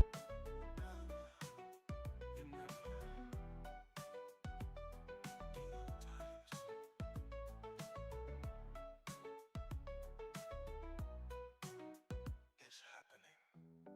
The light returns. I can travel again. You know.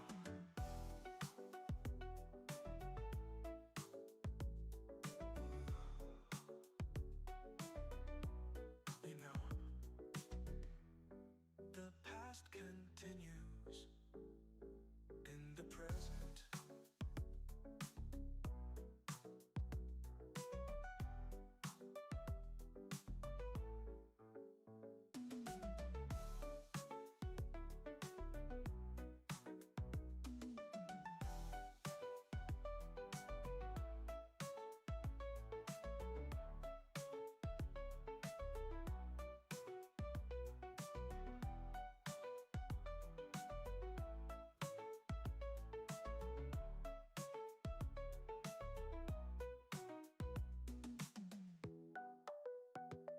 It's happening. The light returns. I can travel again.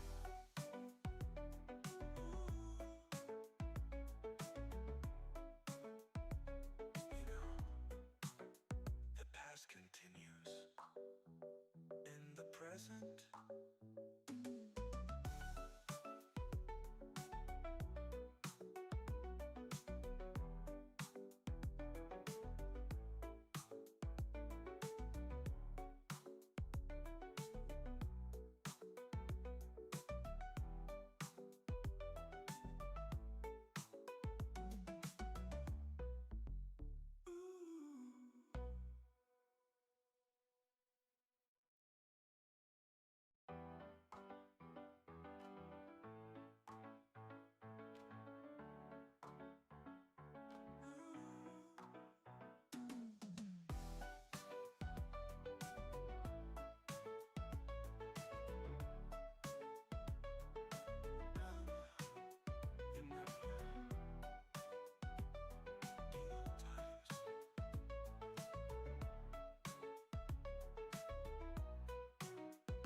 Alright, there we go.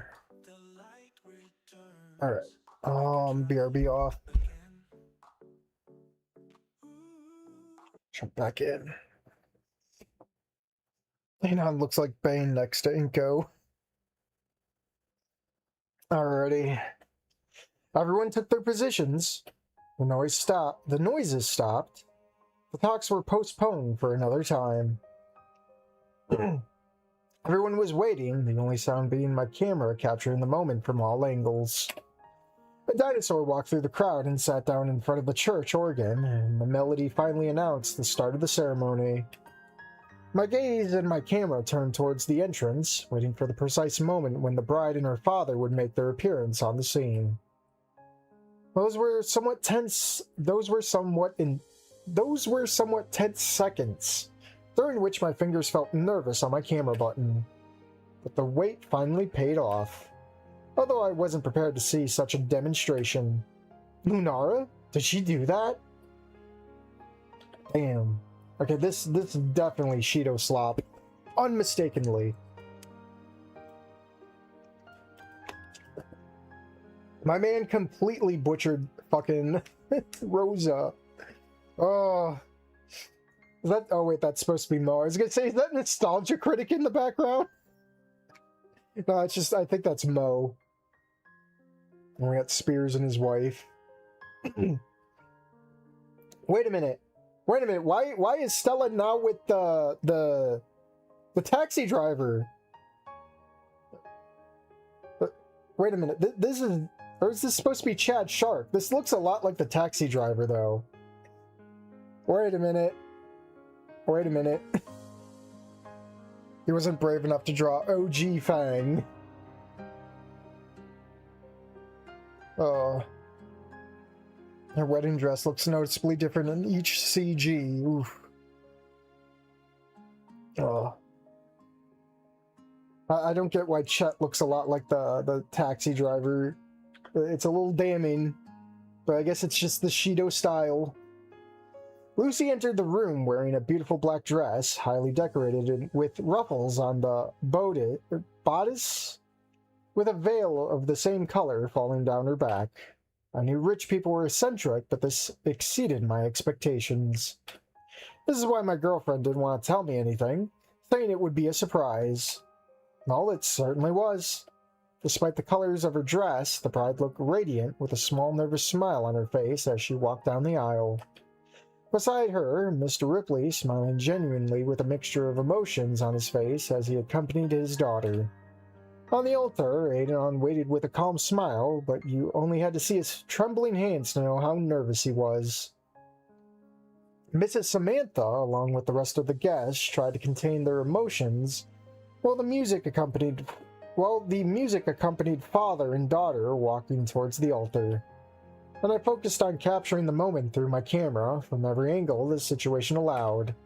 Lucy and Ripley's steps were slow, similar to those that delayed an inevitable farewell. I could see Ripley whispering something to her daughter that only she could hear, and Lucy replying in kind. Only the two of them and Jesus Raptor know what they were talking about, but the fact that they both had a mocking smile on their faces as they looked at the groom on the altar gave me an idea.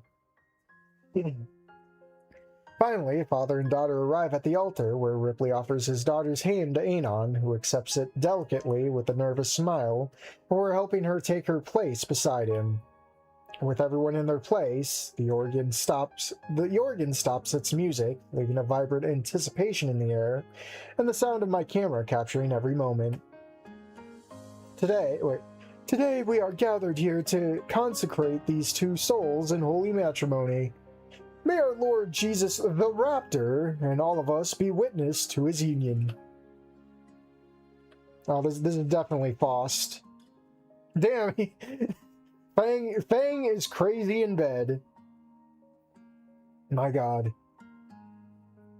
Lucy just pull a napkin out of her cleavage. I promise to help you love life, to always treat you with tenderness, and to have the patience that love requires. To speak when necessary and to share silence when not. To agree or disagree about the cakes. What? I don't understand what you're talking about, but the fact that most of the people present are letting out little laughs about it leads me to believe that something happened. Have you never been to a wedding, Inko? And to live in the warmth of your heart, which will always be my home. There are a few seconds of pause where Aenon seems to express a mixture of amusement and disbelief. Wow, now I'll have to show off. This guy, but at least Lucy finds those details funny. Did you write the votes on a napkin? Yes, why? Oh wait, vote? I think they meant vows. Wait a minute, who's voting in this wedding? Those who oppose, vote no. Reed comes barging in. No! We were supposed to do drugs together, Fang! Not with Aenon! Yes, why? Amid the curiosity of the bride and the rest of us, Aenon reaches inside her dress. Wait, Aenon reaches inside her dress. What? What are you doing, Aenon? That's for the honeymoon. Not here. Extracting. Oh, really? The napkin, just like Lucy's. You store the napkin also in Lucy's dress? Damn. A napkin just like Lucy's, something that even I couldn't help but laugh about. I promise to love you passionately in every way, now and forever. I promise to never forget that this is a love for a lifetime. And to always know that, deep in my soul, no matter what may separate us, we'll always be able to find each other. Do they take each other as husband and wife? I accept. Gee, I accept too. By the powers granted to me by Jesus Raptor, I now pronounce you husband and wife. I don't know if it changed again. Oh, this is probably, yeah, I could tell this is probably, Chronic's art, or Oro's, because it's stretched. Oh god, they had Amber out of wedlock, oh god. Poor Amber. A little girl, about 3 or 4 years old, approaches the altar accompanied by Mrs. Samantha, carrying in her small hands a small box that surely contains the engagement rings. Girl, I can't help but notice the resemblance to the Terran herself and the bride. Could Anon and Lucy be... My suspicions are confirmed when Anon himself picks up the little girl in her pretty yellow dress from the ground and places her in his arms. Lucy proceeds to take the small box, removing both rings from inside, placing her now husband's ring on Anon's finger and the other on her own finger. And the culminating moment when I take a picture of the newlyweds kissing, with the little girl looking curiously at her parents from the human's grasp, it's lovely. So much so that I don't think my camera is capable of capturing the beauty of the moment the way I'm seeing it right now. I didn't feel the same way when I went to Idekin's friend's wedding. I suppose the whole issue of the unexpected and the improvised nature of the situation hasn't helped much.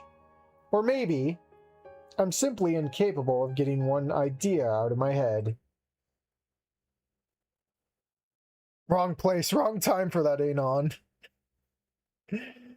Don't you want to E2, Fang? Premarital intercourse in my Snoot game? Alright, let's put on some music. Did you take everything? Yes, I did. Umbrella? In the car. Cooler? Fill it with ice and drinks. Sunscreen? Oh, shit. Do dinos even need... wasn't that like a human-only problem of getting sunburn? According to Wani Gator? Yeah, alright. I'll look for it. Oh no. Inko, what are you doing? You're driving! September had finally arrived. And to tell the truth, both Lunar and I desperately needed a vacation. June and August were crazy. For my part, my company was closing the fiscal year, so I lost count how many meetings I had to attend, or how many documents and reports I had to submit. Lunar didn't have it easy either. In recent weeks, she had repaired more school uniforms than she had garments in her entire career. If it's difficult for us humans to find a uniform that fits, I can't imagine what it's like for dinosaurs with so many species and extra body parts. Okay, that should be all for now. Besides, if anything is left behind, we can buy it later. Okay, I've got it. Thank you, my love. I don't know what my life would be like without you. I'd say mockingly. Dramatic. I wouldn't know either, but today I would definitely come back with sunburn. I don't think dinos get sunburn. Or is it just Lunar is just super pale because she's like mostly white? Well, we better go. Have you talked to Tarya? Yeah, she sent me a message. They left about 10 minutes ago. Oh, is this where we're gonna arrive at the beach and see the bush and it's not full glory? My god. Oh, I still remember. We're already late. Don't worry about it. It's your day off. Remember that Tarya is quite strict about punctuality. Okay, let's go then. Did you close the door? Yes, I hope nothing is left behind. Did you lock the door? Okay, Inko, I'll go lock it. Without wasting any more time, we both got in the car and soon set off for our destination. We managed to save up a little and we started paying for another car. It's not the biggest or the most luxurious, but it does the job perfectly. Luckily, I got my driver's license years ago, since I do most of the driving. In the mornings, I drop Lunara off in the work. Well, didn't you drop off Lunara like a year ago, too? To her job?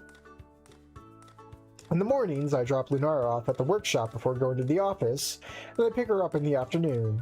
I mean, weren't you also seen driving in this mod? Shit. Why would you just mention getting your driver's license out of the blue, then? At least, that will be the case until we afford another car, so that Lunara can drive on her own. I dare not let her have this car.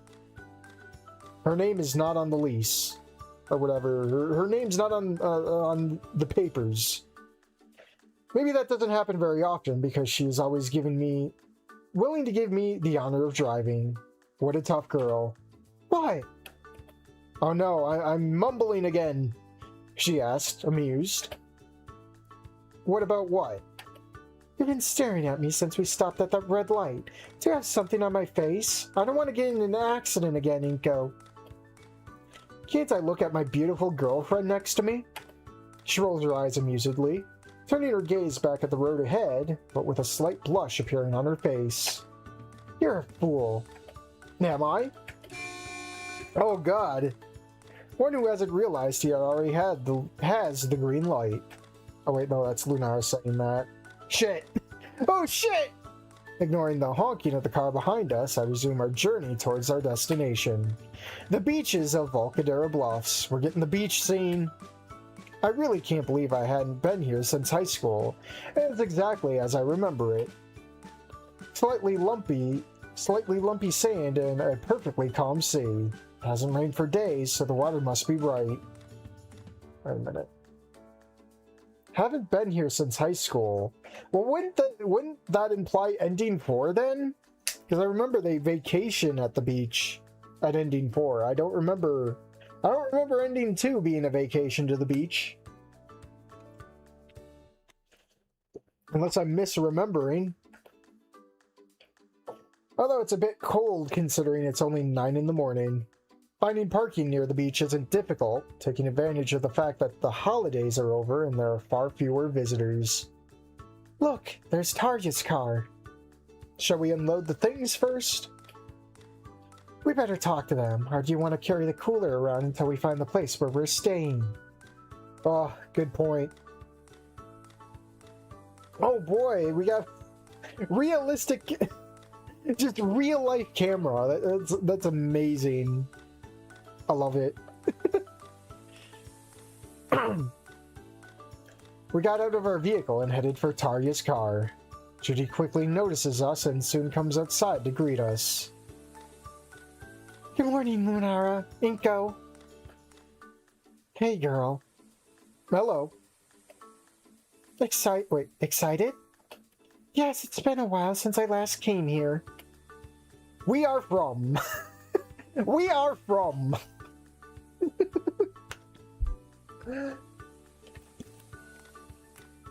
Damn, I should have grabbed more water. I'm already at the end of this one. Oh no! She's modest! Hearing the door close, we turned around only to see Tarja looking somewhat grumpy as usual. Being late! Yes, I figured you'd say that. Come on, Tarja, it's not even 9 o'clock. Well, it's just after 9. The older Trudan just rolls her eyes and shakes her head before turning around to go back to her car. I think I'll go get my things. I'll accompany you. With everything in hand, we step into the soft sand, which makes walking a real nightmare. Loading a cooler full of drinks isn't exactly easy, but luckily it didn't take us long to find a good spot. Inky, let's go change. Don't leave things unattended! Yes, take it easy. I'll take care of setting up the umbrella. No sooner said than done, the girls grabbed their things and head to the bathrooms to change. But not before Lunara playfully spanks me with the feathered tip of her tail. Oof. You're already far away from me, elusive kidnapper, but I will take revenge. Kidnapper? Who did we kidnap? Alright, let's get to work. Let's go chase that seagull. It takes me no more than 2 minutes to install everything. Oh no, the seagull's getting away! Inko, how could you? Yes, the first time I didn't take the wind into account, but on the second attempt I was able to position the umbrella correctly. Wow, it's only 9:30 in the morning and the sun is already quite strong. I headed to the cooler to quickly grab a can of cola. We'll save the beers for later. Halfway through, I realize I'm definitely going to have to use a lot of sunscreen today, or I'll be a piece of grilled meat in a couple of hours. No, Inko, you need the sun. You were super pale at the wedding. I set my soda can aside and searched through our things. Well, this one has a sun protection factor of 50. Thank goodness Lunara remembered, or she would be in serious trouble. Oh boy, I was gonna say, here come the ladies. I open a lid and pour a generous amount into my hand. It's still September, and it's no surprise that later on it will be a sweltering 104 degrees Fahrenheit. I start with my arms, returning my gaze to the front as I rub my skin. There's some dinosaurs in the distance sunbathing. The bravest ones dare to go into the water, even though they know that the low temperatures don't agree with them very well. A couple of couples, a group of friends. Some who look too young to be here at this hour and not in school. Well, I guess that's youth for you. Adventurous. Do you need help with that? It would be a great help to me in the back. Oh no. Lunara, when did you get breast surgery? That's definitely a pin-up. My brain freezes and my eyes feast on the beauty approaching me with a beautiful smile. For the love of Jesus Raptor. Lunara plans to break my heart wearing a beautiful two-piece swimsuit. Sky blue like the sky. Sky blue like the sky. It's funny because I've seen her naked so many times that I've lost count, but she still manages to create a neural activation in me every time. And this is no exception. Inko, are you still there? Oh no, the reduction. Not really. But since she's already by my side, I suppose I should act as if I were still a civilized human and not a primate in heat. Yeah, just drew her as a short stack. Lunara, you hide your phone. Just wait, they screw up her pronouns in the funniest way soon. Oh boy. Lunara, don't add more plastic to the ocean. Oh boy. But since she's already by my side, I suppose I should act if I were still a civilized... Oh yeah, I read that. Although my mind is only telling me bunga bunga at the moment. Yes. Wow, you look beautiful. Are you flirting with me? Absolutely. Silly, come on. Let me help you with the protector on your back. Yes, my halo shield. The kidnapper holds out her... What did she kidnap? Or what, did we kidnap, Amber? What the hell? The kidnapper holds out her hand, and I quickly give her the bottle before turning away. The cold sensation falls upon my men. What? The cold sensation falls upon my men and startles me. Oh no, not my balls. But Lunara's hands on my skin are so intoxicating that, for me, there's nothing more pleasurable in the world than this moment. I finish! No, Lunara, you're not finished. Tarya and Judy are finished. I finish! Already? So soon? Yep! Or were you expecting something else? Talvez. Oh no, what's happening? Bobo, come here, return the favor. What is going on with the dialogue? It's falling apart. I turn around and see Lunara bending down to look for something in our things. Don't do this to me, woman, for the flesh is weak, but the bones are strong. Oh lord. Oh, this is definitely Faust, isn't it? However, before I could process it, she spreads a cloth on the sand before lying down on it, unfastening the top of her bikini. Whistle! You make me suffer. Come on, silly, concentrate for a second. Okay, I'll try. I calmly kneel beside Lunara and pour a generous amount of the viscous liquid into my hand. Oh no, we got the floating, we got the massaging mini games out of our favorite anime games. I rub both hands together and carefully place them on Lunara's back. She flinches a little, surely from the cold, but soon relaxes as she feels my hands rubbing gently over her scales. The touch is soft and gentle. I feel her enjoying my cream application massage as I cover her perfect white back with the protective liquid. Hey, watch where you touch. She called me playful when I ran my hands down the sides of his ribcage. Oh no. Oh no. I see that her hips raised a bit, or his hips raised a bit, being protruded by something under the carriage. More than necessary, brushing against something a little meatier in the process. Meatier? Uh-oh. Uh-oh. Put the sausage away. Oops, my hand slipped. Uh-huh, of course. Okay, I plead guilty. You're a fool. Uh-oh. Oh, no. Oh, no. Booble alert. Booble alert. However, as much as I want to continue this game, our interaction was interrupted when I saw a shadow blocking the sun. Forgetting sunscreen. Have a milder one. Oh, Lord. There it is. Oh, Lord. What the hell? What the hell? Okay, my mind wasn't prepared to see that. Is this Dino looking for a husband or what? Isn't she a little old to be carrying something like that? I instinctively looked away, though not too quickly so as to not be so obvious. Just focus on your task and go. Lunara's back. The cream. Lunara's back. The cream. There is nothing else. Nothing less. Back, cream, back, cream. Yes, Tarya, there's a 30 in the red bag. Ouch! Hinky, not so strong. Oh, I'm sorry. I immediately withdraw my hands, more frightened than I would like to admit. Lunara gives me a withering look, hopefully for pressing too hard on her back. Yes, definitely because of that. Oh god, there it is! Oh, the whole bottle's going down, guys.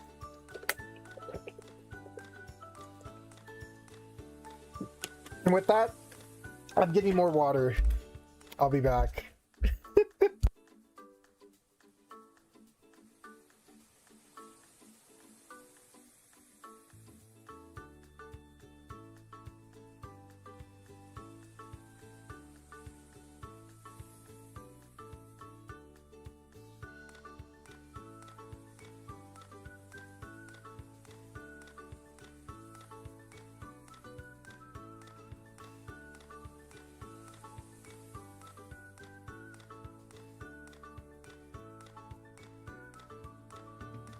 The moment we've all been waiting for.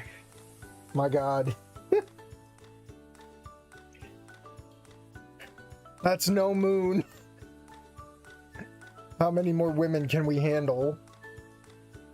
Now we see what the mod maker was truly passionate about. Yeah, this should have been a Tarya mod, man.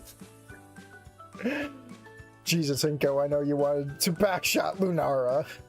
The sprite is so distracting, it's not even funny. That's true. Oh, left. RTX off. Right. RTX on. Oh, put it away, Tarya. Please. People aren't ready for that. I stand up and use the cream left on my hands to rub it on my neck. I was thinking of taking more when I saw Lunara in front of me, squeezing some cream onto her hands. Come here, let me help you with your face. Take off your glasses. I listened to her advice and let my girlfriend apply sunscreen to my cheekbones, cheeks, and chin. Oh god, I ain't touching you, Inko. Your touch is soft and gentle. No, I ain't touching you like that, buddy. Take care not to hurt me with your claws as you run your fingers dangerously close to my eyes. No, stranger danger. I'm being groomed right now, guys. I can't help but be captivated while she does it. It's getting lost in those beautiful eyes that look at me along with a warm smile on her face. What? Eh? Why are you looking at me like that? Because I can see Tarya in the reflection of your eyes, Lunara. Shush, and let me look. Can't I do it? You're acting strange today. What gave you that idea, buddy? I'm surrounded by dino babes. Am I? And there's Judy. My girl rolls her eyes amused before rubbing her hands together and smearing the excess cream onto her abdomen. I'm surprised Judy's not embarrassed by her mom for... You think, even regardless of if whether you're a guy or a girl, would you not be embarrassed of your mom dressing like this at like, what, 50? Would you not be embarrassed of your mom, even if she had the goods, dressing like this, man? I would go walk into the water and drown. I'm sorry, but I don't believe Judy would be happy about this. I think she'd be sticking to the car and probably just playing with her puppets. Oh, my neck is hurting, guys. Dude, I'm gonna like need surgery at this point. I don't know. Although you may be right. Today I'm a little nervous and am I right? I don't know. I'm only the reader here. Today I'm a little nervous and for good reason. Translator, we have a problem. Translator, we have a problem. I wasn't ready.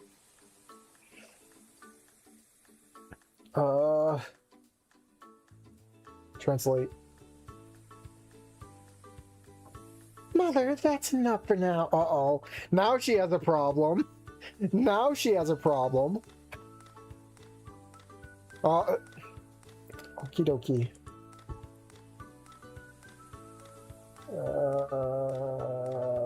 If I zoom in just right. No, or do you not remember the last time you suffered from sunburn? Oh, they're okay. So the problem she has is having the sunscreen applied, not because her mother is literally skimped out here. God, is it just because they're Finnish? Lunara and I turn around only to see Tarya slathering an excessive amount of sunscreen on Judy's face and shoulders. Thank goodness its scales are white, or it would have been quite funny. Although you can't see her freckles because of the excess cream. At least the youngest Trudon put on a full swimsuit. That's right, Judy, don't lose your innocence. I think she's losing it right now, man. How do you look at this and just come away unscathed? Is it something in the water in Finland? For W goons? Why is the bikini on Judy's mother so small? Another question, why are there two-piece swimsuit when her bush is so visible? Yeah, I know, right? Man, this is gonna be the stream that gets me taken down, isn't it? Oh, what does this mean? Valmis. Done. Okay, more. I feel disgusting. Yeah, looking at that, yeah, as your mom. Girls, Hinky and I are going into the water. Will you join us? Later. The old Trudon approaches the refrigerator and takes out a beer. Time to lick her up and go be promiscuous with the guys around the beach. Sunbathe until the water gets warmer. Really? How boring. I don't like cold water. Well, you're lost. Let's go, Winky. I'm coming. Wait, I didn't mean to say it like that. We got more Cheeto slop. Of course, you don't get to see the bush here. Do we have any cameos in the crowd? Wait, is that a two-headed dino? That's a new one. We got not Zach and Wheezy over here. I was gonna say, is that supposed to be Maria? I don't know who that is. I don't know. Couldn't tell you. Oh, I suppose that's a custom that won't die out. Lunara grabbed my arm and pulled me towards the sea. I guess you're excited, but there's no need to rush. I mean, it's not like we have the whole beach to ourselves. Damn, it's cold. She complained as soon as his feet touched the water. Oh no, it's so cold that Lunara finally talked. Where did all the enthusiasm go? Hey, it just caught me off guard. Are you sure you don't want to wait? Nah, after a few seconds, I'll get used to it. Are you sure? Come on, Inky, what's wrong? Or are you the one who's afraid of cold water? No, I'm saying it for your sake. Hey, come on, let's go inside. Once again, Lunara takes my hand and I let her guide me into the ocean. As expected, the water is quite cold enough to make my skin crawl as soon as I put my foot into the water. Lunara's hand gripped me tighter, I imagine struggling with herself and her whim not to turn around and get out of the water. Every step is a challenge, and as soon as a small wave causes the water to reach my beach shorts, I feel the world shrink. Metaphorically and physically speaking. Lunara is no better than I am, and the ruffled feathers on her tail and elbows say much more than she lets on. To hell with it. Let's just get this over with. Before I process her words, Lunara decides to let go of me and dive completely into the water. Either very brave or very foolish, but I don't dare to do that. A few seconds later, her head emerges from the water, her wet hair spread across her face, which she must brush away to see again, and yes, your teeth look like castanets right now. Brr, damn it! That's cold, huh? What? What are you waiting for? Just dive in already. No, thank you. I prefer to take it slowly. Oh no, I know that look. I don't like that look. No, Lunara, damn it! The damn woman splashed a good amount of cold water in my direction. Come on, Inko, don't be a chicken. It's so cold. I know, haha. You'll see. Not Inko. Alright, that's enough for me. Feeling the cold water on my skin was like a blow to my whole body. Damn, it was cold. I feel my skin prickling as every cell fights to avoid dying of hypothermia. Okay, I'm exaggerating. But the water is cold. Little Inko needs to be more protected. Wait, little Inko needs to be more protected than a turtle's head inside of its shell. As revenge on my girlfriend for throwing water on me, I grabbed her by the arms and let myself fall on top of her, submerging us both in the cold water that barely reached our waist. Eventually she drowned. Advantages of not having hair. It doesn't get stuck in my face when I come out of the water, which is more than can be said for my companion, who right now looks like the protagonist of The Little Mermaid. Damn, was that necessary? Absolutely. Silly. It's cold, huh? Quite, but I think I'll acclimatize quickly. Oh, we got more. I approach her, taking her hands under the water and pulling her close to me. Lunara looks at me curiously, and before I can react, I wrap my arms around her, pressing our chests together. Immediately, she wraps her legs around me, and I feel them cross behind my back. At the same time, her tail wraps around my right foot, surely seeking as much warmth as possible. Her head rests on my right shoulder and mine on hers. And so, we both remained embraced, seeking some warmth in the contact. Comfy? Yes, I have my own thermal blanket. Should I charge for service? Why are you ruining the moment? I haven't ruined anything. Besides, I'm not the one poking the other person in the chest. Lunara takes a step back, confused expression on her face. Uh-oh, what are you poking me with, Lunara? That better be a finger. We both looked down and our expressions changed when we saw two small, well-defined bulges in above my girlfriend's swimsuit. What? What? What?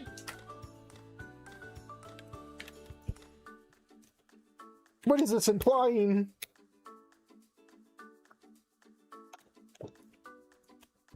Guys, I'm scared. Lunara's eyes widen and a noticeable blush appears on the white scales of her face. I, on the other hand, must be strong as to not burst out laughing at the moment. For the next few minutes, we remain in each other's arms, at least until the temperature rose enough for Lunara to start throwing water at me again. We both laughed, playing like children despite our age. She ran, I caught up with her, and the water, her advantage as a predator, had no effect, so we were able to have a fairly even tie.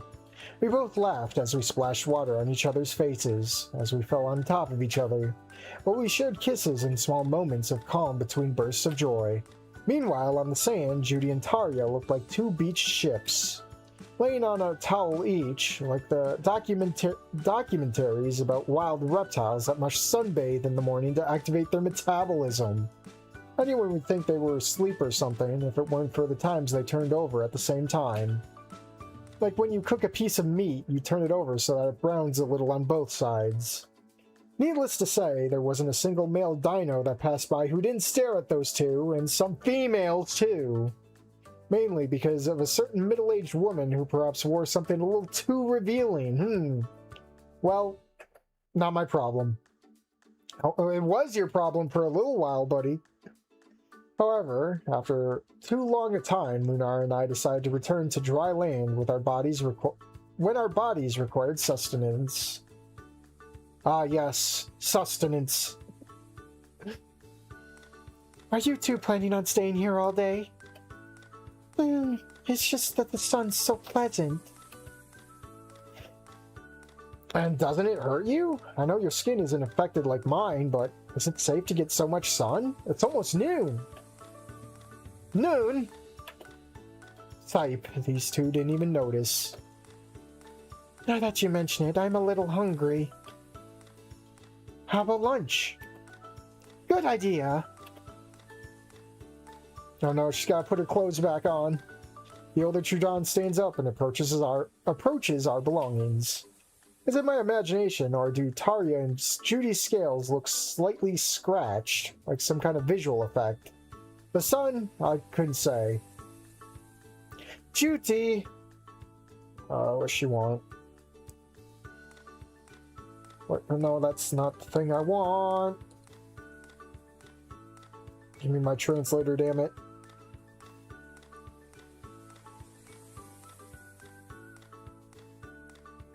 That's not what I want. Where is Kalakuko? Hold on. Okay. Come on. Isn't it there? Oh, Lord. You're killing me. I don't see it anywhere. Will it be in the car?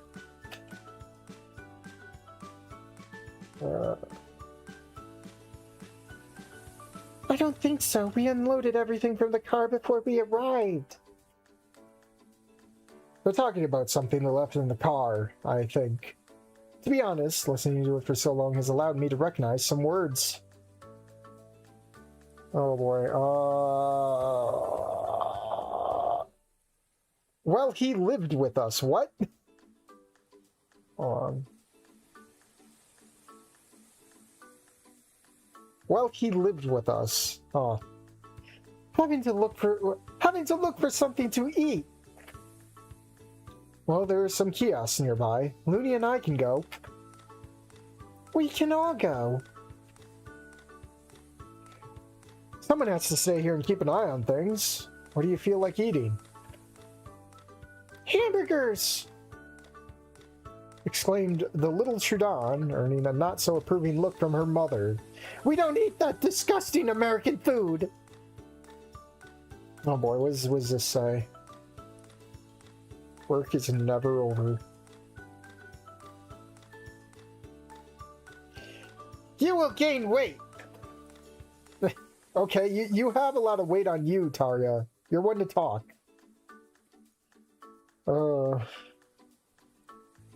What does this say? Mom, don't exaggerate. Judy fat? I can't picture it. All right, meat for me, please. No breading. I have what is it? What is the fucking thing? Gluten. I have a gluten allergy.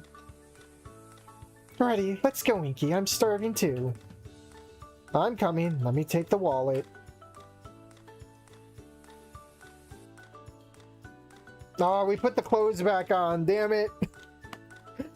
Oh wait, Tarya's not coming with. Damn it. Double damn it.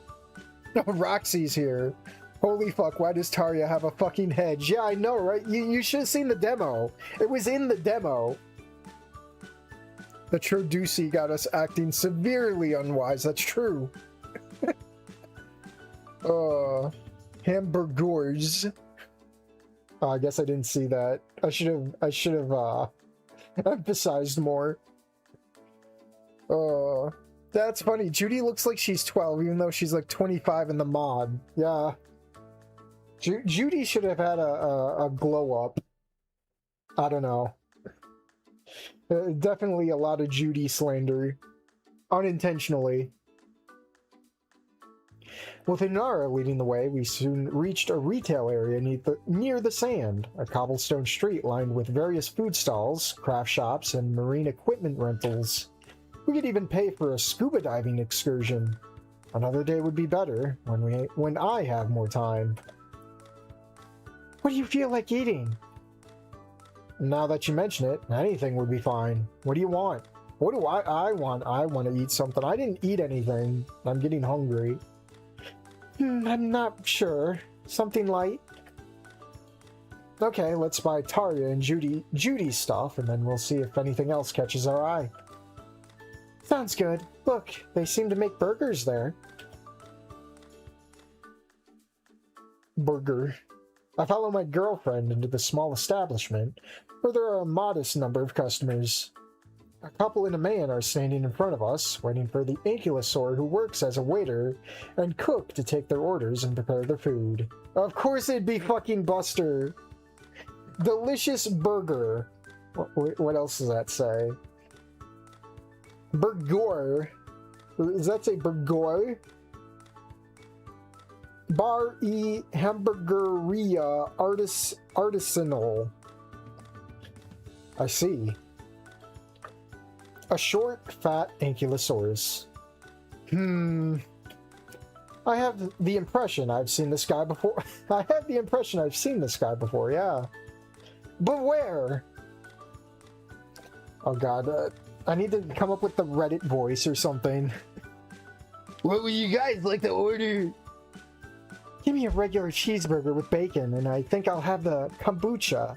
Oh, and you, Inky, do you want anything from here? I don't really feel like it. Maybe Tarya wants something that isn't fried. I think I'll wait and see if I buy something later. We also serve Puerto Rican food, but you'll have to wait until my wife gets back. She went to get more ingredients. She shouldn't be long.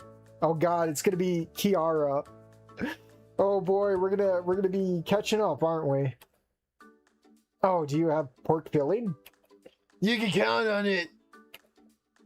Well, I'll wait then. I'll take two. The ankylosaur nods in response before turning around and taking the two hamburgers from the freezer. It's interesting to watch him work. The way he fries the processed meat and the skill in which he cuts the bread is impressive. He must have a lot of practice in this. So much so that she doesn't even have to look at what she's doing. Oh no! He also changed genders! Now it's Busterella. It's what she's doing to cut the bread without cutting her hand while she looks in my direction. Wait. Why are you looking in my direction? I don't know. I feel like I've seen you before too. I don't know. I have a feeling I've seen you before. They both said it. They both said that. It feels so similar. Dialogue. What is dialogue? Were you at Theo's party? Whose? No, sorry. I don't know anyone by that name. The Ankylosaur just shrugs before turning around and continuing with his work. You'd think someone from a mainly dino city would know, like, a human. I turned to Lunara, who, to my great confusion, has a distrustful look on her face. What? Going out to parties without telling me? What? No, I didn't. I'm just messing with you. Really? Of all the possible expressions, does she have to choose that one? I like how when Inko just loses his eyebrows. It'll never make me not giggle. I resigned myself to my fate and my girlfriend's mockery. Very well, I'll let you win this time, crafty raptor. I'll have my revenge soon enough. However, Lunara's laughter is cut short when we hear a new voice emerge, an incredibly familiar voice. Oh god, I don't know what voice to give Kiara. Hey, Busty. Christian says that. What? We're Christian now. We're a wholesome Christian family, Buster. It just can't be. Kiara? Looney! Wow, Kiara's appearance was something I didn't expect today. She hasn't aged a day. She hasn't changed at all. Just, well, Buster put on an apron. Oh. Creator entered the premises through the back door, carrying some boxes that she quickly left on the counter, once her mind was able to process that her old friend and I were present. Suddenly, I feel a stun grenade explode next to my ear as Lunara and Kiara scream in unison, like teenage girls after something exciting has happened. Hey girl, long time no see. Same here. You don't write, you don't call. I thought the earth had swallowed you up. Oh girl, don't tell me anything. It's been a marathon for us lately. The creator... the Cerator... Why did I say creator? God damn it, I'm autistic. I should just say creator.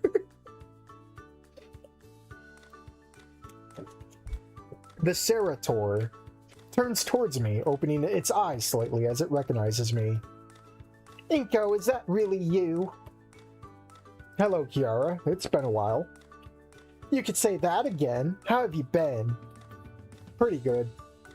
Response from men who are respected. What?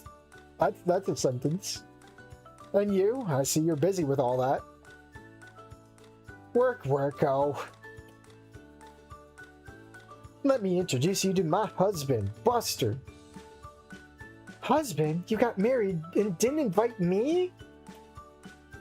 Oh dear, it wasn't a big deal. No ceremony. We just went to the notary and signed the papers.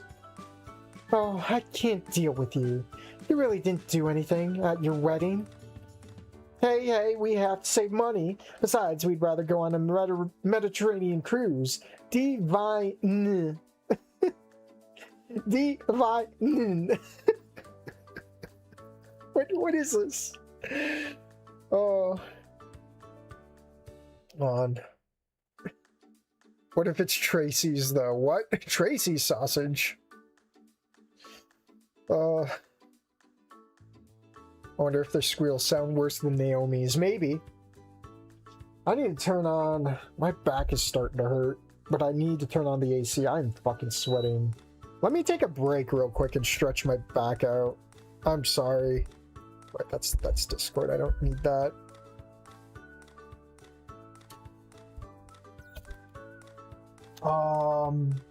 Where's my mouse? There it is. Alright, I'll be back.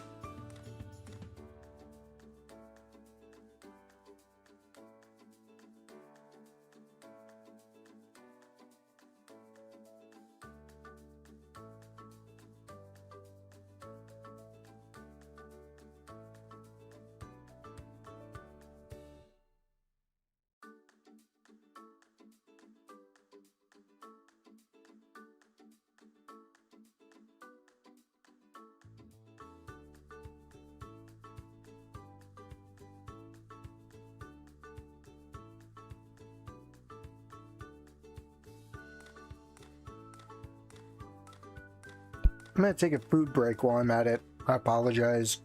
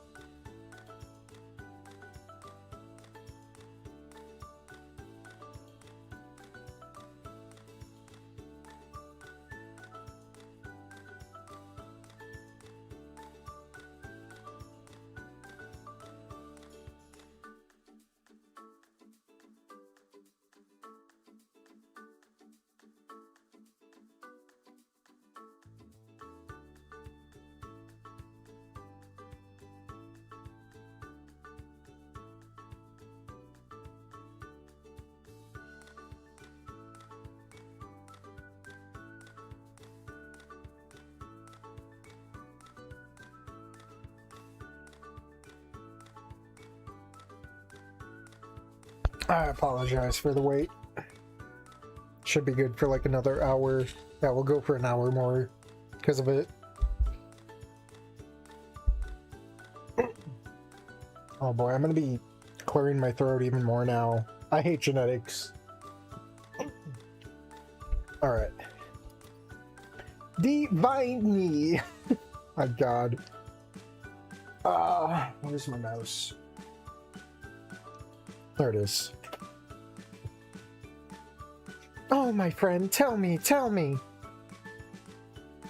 Taking advantage of the fact that both girls started chattering away like magpies, I discreetly step aside and approach the counter, where Buster looks at me with a friendly smile. So, Inko, I remember you now. You were at the arcade next to a baryonyx in a wheelchair, and the guy who couldn't stop yelling. Oh, right. You were the local champion or something like that, right? I still am. He says with a certain pride. Okay, you said 2 pork pastries, right? I better get on them ready because Kiara will be busy for a while. I turn to the girls, who really seem like they'll be busy for a while. Thank you. Do you have pizza? Sure, what kind you want? Damn, they sell everything here. Margarita is fine. Really? You and Inko are dating?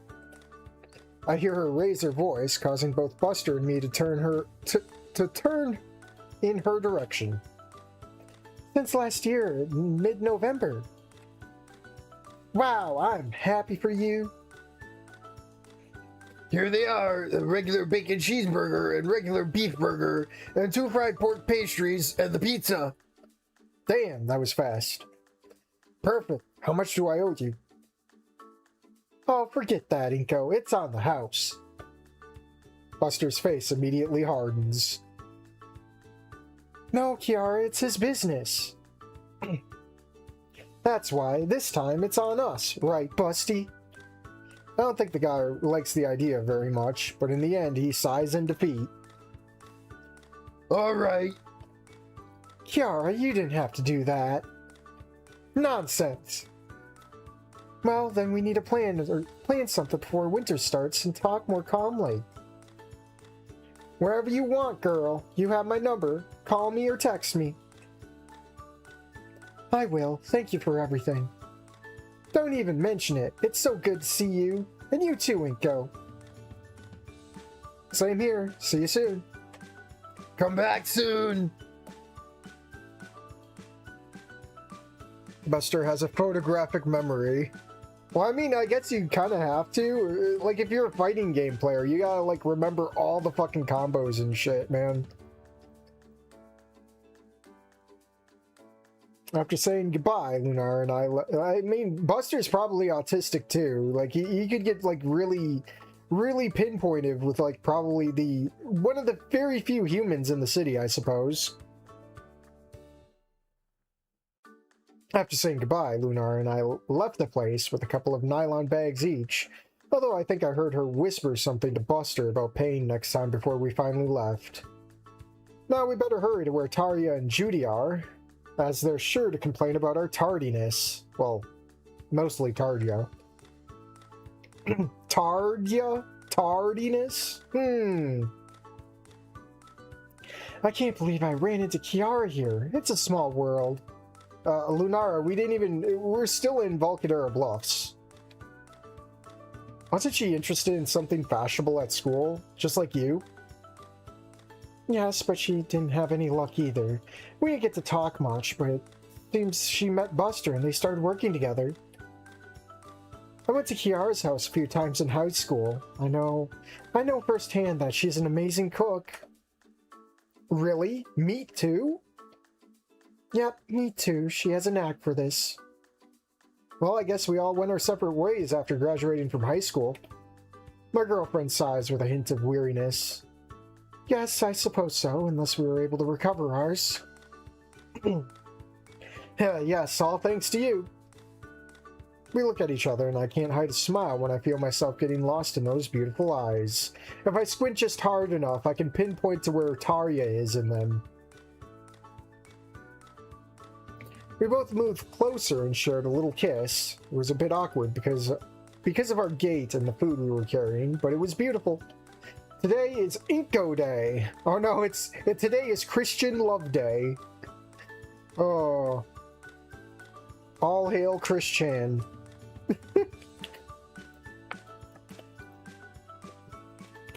You can't just let it go. Oh, it's growing! Where did the ice cream come from? My god. We both eventually returned to the rest of the group who, to no one's surprise, were somewhat impatient for the food. Judy didn't hesitate to take a big bite of her burger and a sip of her milkshake as soon as she had it between her fingers. So fast I didn't even have time to sit down after looking for some drinks for Looney and me in the fridge. We ate with pleasure while Lunara told the Trudons about her chance encounter with her old friend. Damn, Lunara wasn't lying. Kiara's food really does have a unique flavor. Yeah, because she seasons her fucking food. These white Trudons don't season they food. Every day is Friday in Los Angeles. I should have gotten this guy to draw the beach background instead of using an MP4. Have some modesty, woman. I know, right? I feel so out of character for Tarja. I don't feel like she'd, like, show herself off like this, man, but you know what? I'm just gonna shut up and eat it anyway. And this pizza is amazing. It reminds me a lot of that Italian restaurant in Little Trudon that we went to a few months ago. After lunch, we were all excited enough to continue our sunny day at the beach. Tarja and Judy finally decided to go into the water now that the temperature had risen considerably.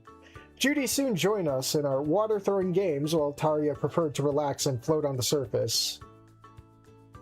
How about a toy horse battle?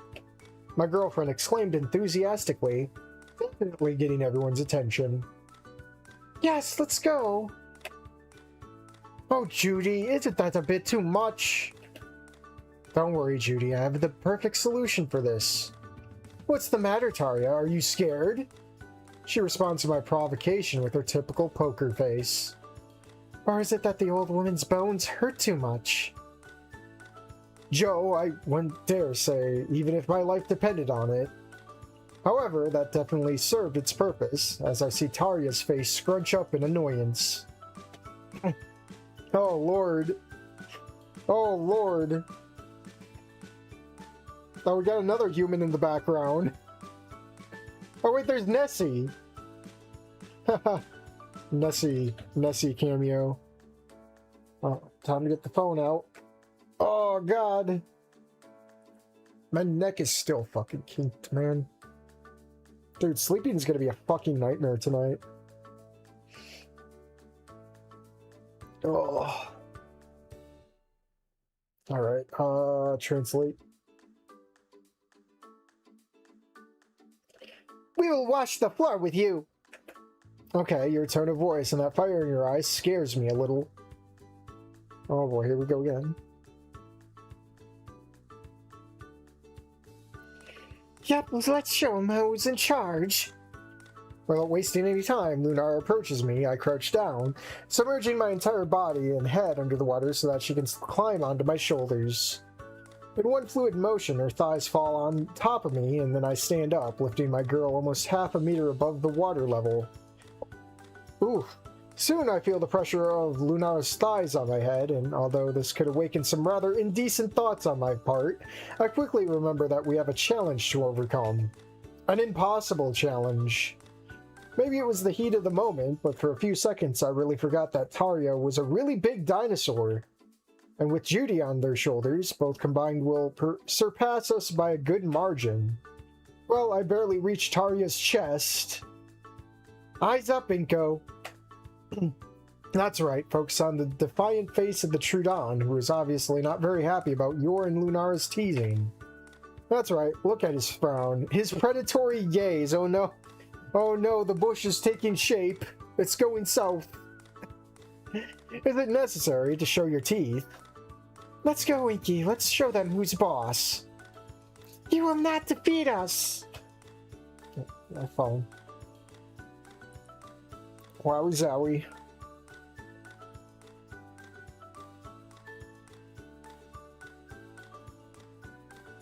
Get ready to lose! Oh, mother. We lost. Overwhelmingly. We couldn't do anything. While Lunara was able to hold her own against Judy in terms of strength and size, Tarya crushed us. Literally. With her airbags. Oh, my shoulders hurt. That has its rewards. That's very beautiful, isn't it? Oh, we got another recording. Now I find myself on the sand with my girl's head resting on my shoulder. My arm is around her back and I pull her towards me, while her tail does the same to me. On the horizon, the beautiful sunset sky announces this wonderful day is coming to an end. The orange and reddish hues capture the landscape, and if I had my camera in my hands, it would surely be a beautiful photo. Oh, if I could just get one good crack out of my neck, I swear to God. Not far from us, Judy is covering Tarya with sand, burying her while the older Trudon sleeps peacefully after so many activities. This is fine. Yeah, Judy is teaching Tarya some decency. This is perfect. Yes, it's beautiful. At my word, she snuggles up a little closer, sharing the feeling of warmth that is felt not only in the body, but also beating strongly inside my chest. I'm scared. I'm really scared. I haven't prepared enough for this moment. Oh, is this where he's gonna propose? But I'm willing to do it. Bruh saw Tarya and really said, yeah, I'm gonna anchor down with Lunara. But I'm willing to do it. Hey, Looney, there's something I'd like to ask you. I move away a little, just enough for her to step back and look at me curiously. Damn, it got stuck in my pocket. What's wrong, Inky? Ready, I got it in my hand. I try to hide it, at least enough so that she doesn't realize what it is ahead of time. Look at this fucking gamer posture, man. So crazy. Why does he look like he's got like a beer gun going too? Oh Lord. You know, since I found you again, I feel like my life finally has meaning. Being with you makes me feel confident, makes me want to give my best to improve, to be stronger. I move a little, just enough to get up with one knee planted on the sand. Her eyes open in surprise, and I think you can guess what I'm about to do. And I want those days to never end. Because I want to be with you forever. Finally, I bring my hand to the front. The one that was holding a small mauve-colored... Wait, holding a small mauve-colored poop. What? What? What? Which I open in her direction with some trembling hands. Are we in India? Is Lunara part Indian? Is she a puja? What's going on here? Inko's postures because of how he sits at his computer.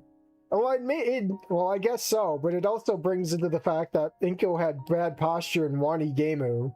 He's got more in common with Inko than he thinks. Jeet maxing. We're Jeet maxing. Our honeymoon's going to be in India, Lunara. I know it's everything you ever dreamed. We'll catch all the diseases together. We'll swim in all the trash together. Her eyes widen as much as they can when she looks inside the box. Her hands raised to her mouth to stifle her gasp. The feathers on its elbows and tail stand on end. Lunara William, will you marry me? Yes. Her face changes from shock to sadness, then to happiness, and finally to euphoria, all in less than a second. Yes, yes, yes, yes, yes! Oh, goodbye, ring. It's gone. Without warning, she lunges at me. Unprepared, we both fall into the sand, and I break my neck. Me underneath, her on top. I'm not getting into this. No, it's not my lips. Stranger danger, I'm being groomed again. Your lips surprise me with a passionate kiss, catching me off guard before I can realize what has happened. I am not kissing Inko. She said yes. Yes. Lunara said yes! We spent almost an hour searching for the ring in the sand. Well, the little box flew out of my hands in my excitement. Damn it, I wasted like 10K on that ring, dude. It was worth more than our car. Thank goodness Judy found it. And then ate it. Otherwise, it would have been several months of savings thrown away. We'll build a house out of poop. Imagine the smell. And the camera zooms out to see Olivia was there for the entire thing. Oof. Olivia, it should have been me. Alright, I hope this cheers you up. Well, this mod's been pretty funny. Pretty decent, I suppose, all things considered. It's kept me entertained, so yes, it's cheered me up. Oh, I drive. It's a pleasant Friday afternoon in August, and after finishing my shift at work, I decided to go to one of the food stalls in the Asian neighborhood, to Lunara's favorite. In fact, the humble ramen stand where we shared our first meal together became our favorite place. Although in summer, with this heat, eating hot soup is similar to suicide. But I'm sure it will cheer Looney up. It has been a difficult week for her. On Tuesday, when I got home from work, I noticed she was quite downhearted, curled up on the sofa in the living room. Alone, in the dark. A dino in the dark. Literally a dino in the dark. In fact, I found it a little strange that she had sent me a message saying she would go home alone. That's unusual, because I usually pick her up after work now that we have our own car. Yeah, we have one car. I thought you were getting another. When I asked him what was wrong, he just told me that he felt a little sick. The gender swapping was taking too much of a grasp on him. He couldn't fight it anymore. Who's texting? No, I don't care. But that was nothing serious. I was a little worried, but since I didn't have any fever or any pain, I didn't worry too much. I simply let her be, offering her my support and presence, which was all she asked for, even though she said it without words. To be honest, I thought it would be temporary. I always had those days when I needed a break from life. Staying at home alone with my thoughts. Sure, I used to do it quite often a year ago, but since Looney came into my life, I haven't really felt the need to do it. So I understood her, and that's why I decided to give her space and just be there for her. However, I soon began to worry more and more. It was rare to see Lunara without an appetite, and what little she ate was almost forced upon her by me. I urged her strongly to see a doctor. It turned out to be rectal cancer. But she kept telling me over and over again that was nothing serious. But I'm afraid. That same evening, I tried to buy some squid, one of her favorite dishes, and prepared it the way she liked it so much. However, she only tasted a few before setting the dish aside. At least the multi-meat ice cream kept her going, as it was practically the only thing she wanted to eat. Taria and Judy soon called me, worried, because Lunara hadn't been to work since Wednesday. However, when I told them what I had, they confronted that Looney had told them the same thing. They were worried about her, and so was I. Today would be the 4th day since we entered that state. I really don't know what's wrong with her. And no matter how much I ask her, I can't get her to tell me. I know there's something wrong with her. I know. But I can't help her if she doesn't trust me enough to tell her. Why wouldn't you trust me? Somewhat concerned, I called Juniper at lunchtime. I told her what happened, hoping she could tell me something about it. Who knows? Perhaps something had happened in her past around this time that had demotivated her, but not even her own family knew about it. Actually, I feel bad now for worrying Juniper and Baldzar, but she is their daughter. It would be irresponsible of me to not tell you, or so I believe. You already told me, Yinko. At least I know they'll be coming home on Saturday morning, so if this ramen doesn't help, maybe we can figure out together as a family. Who knows, and maybe together we'll find a solution to the problem that's tormenting my girlfriend. At the very least, shouldn't it be fiancé? Shouldn't it be fiancé now? At the very least, perhaps with everyone present, I would like to share it. Although it bothers me a little that she didn't want to tell me what's really wrong. Inko finds out Lunara has prostate cancer. Oh no. I was joking. Let me blow my nose real quick.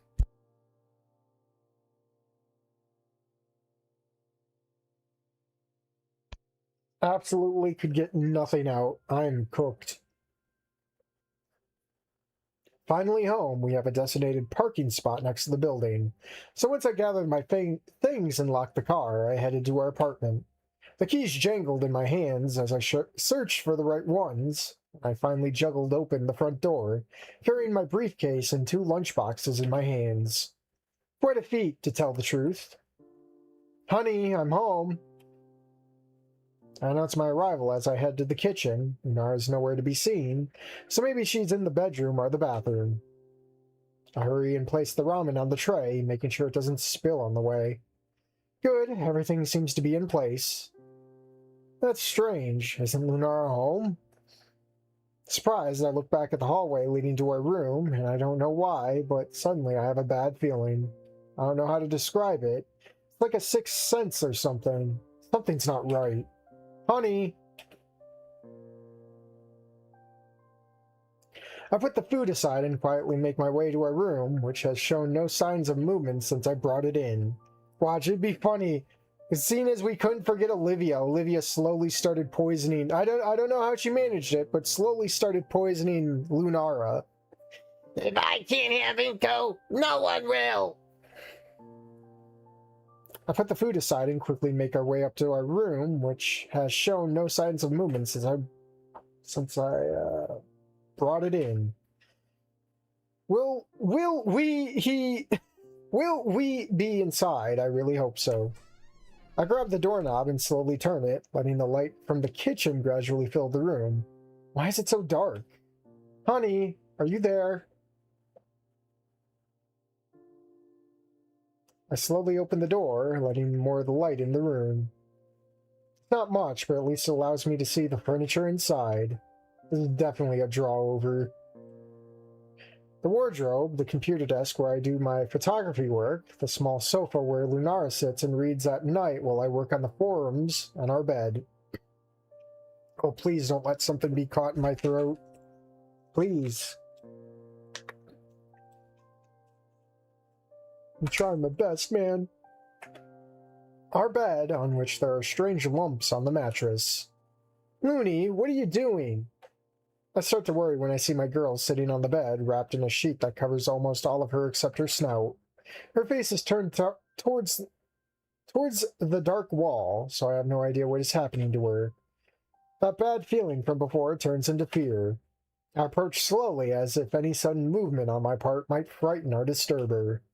I crouch down in front of the bed, trying to look her in the face, but she looks away, covering her eyes with the sheets and preventing me from seeing her. What's up, Looney? Oh no, it's the sleep paralysis demon. He's appeared! Inko, he's appeared! My sleep paralysis demon, you have to kill him! Honey, are you okay? She doesn't answer me. My body tenses up, and I am experiencing a fear I've never felt before in my life. The uncertainty, the doubts, the lack of a reaction on his part, tear my mind apart, threatening to shatter my sanity, desperately searching for something in my memories. Did I do something wrong? Did I not forgive a certain gator? Did I mess up at some point? No, I haven't done anything wrong. It's the gators who are out of touch. Everything had been going wonderfully, but since Tuesday, everything has fallen apart. What's wrong, Lunara? Why don't you want to tell me? Please, trust me. Honey? God, that is such a weird-looking snoot draw over. I slowly reach out my hand, and even though I can barely see his face, I place my hand on she, trying to reach her somehow.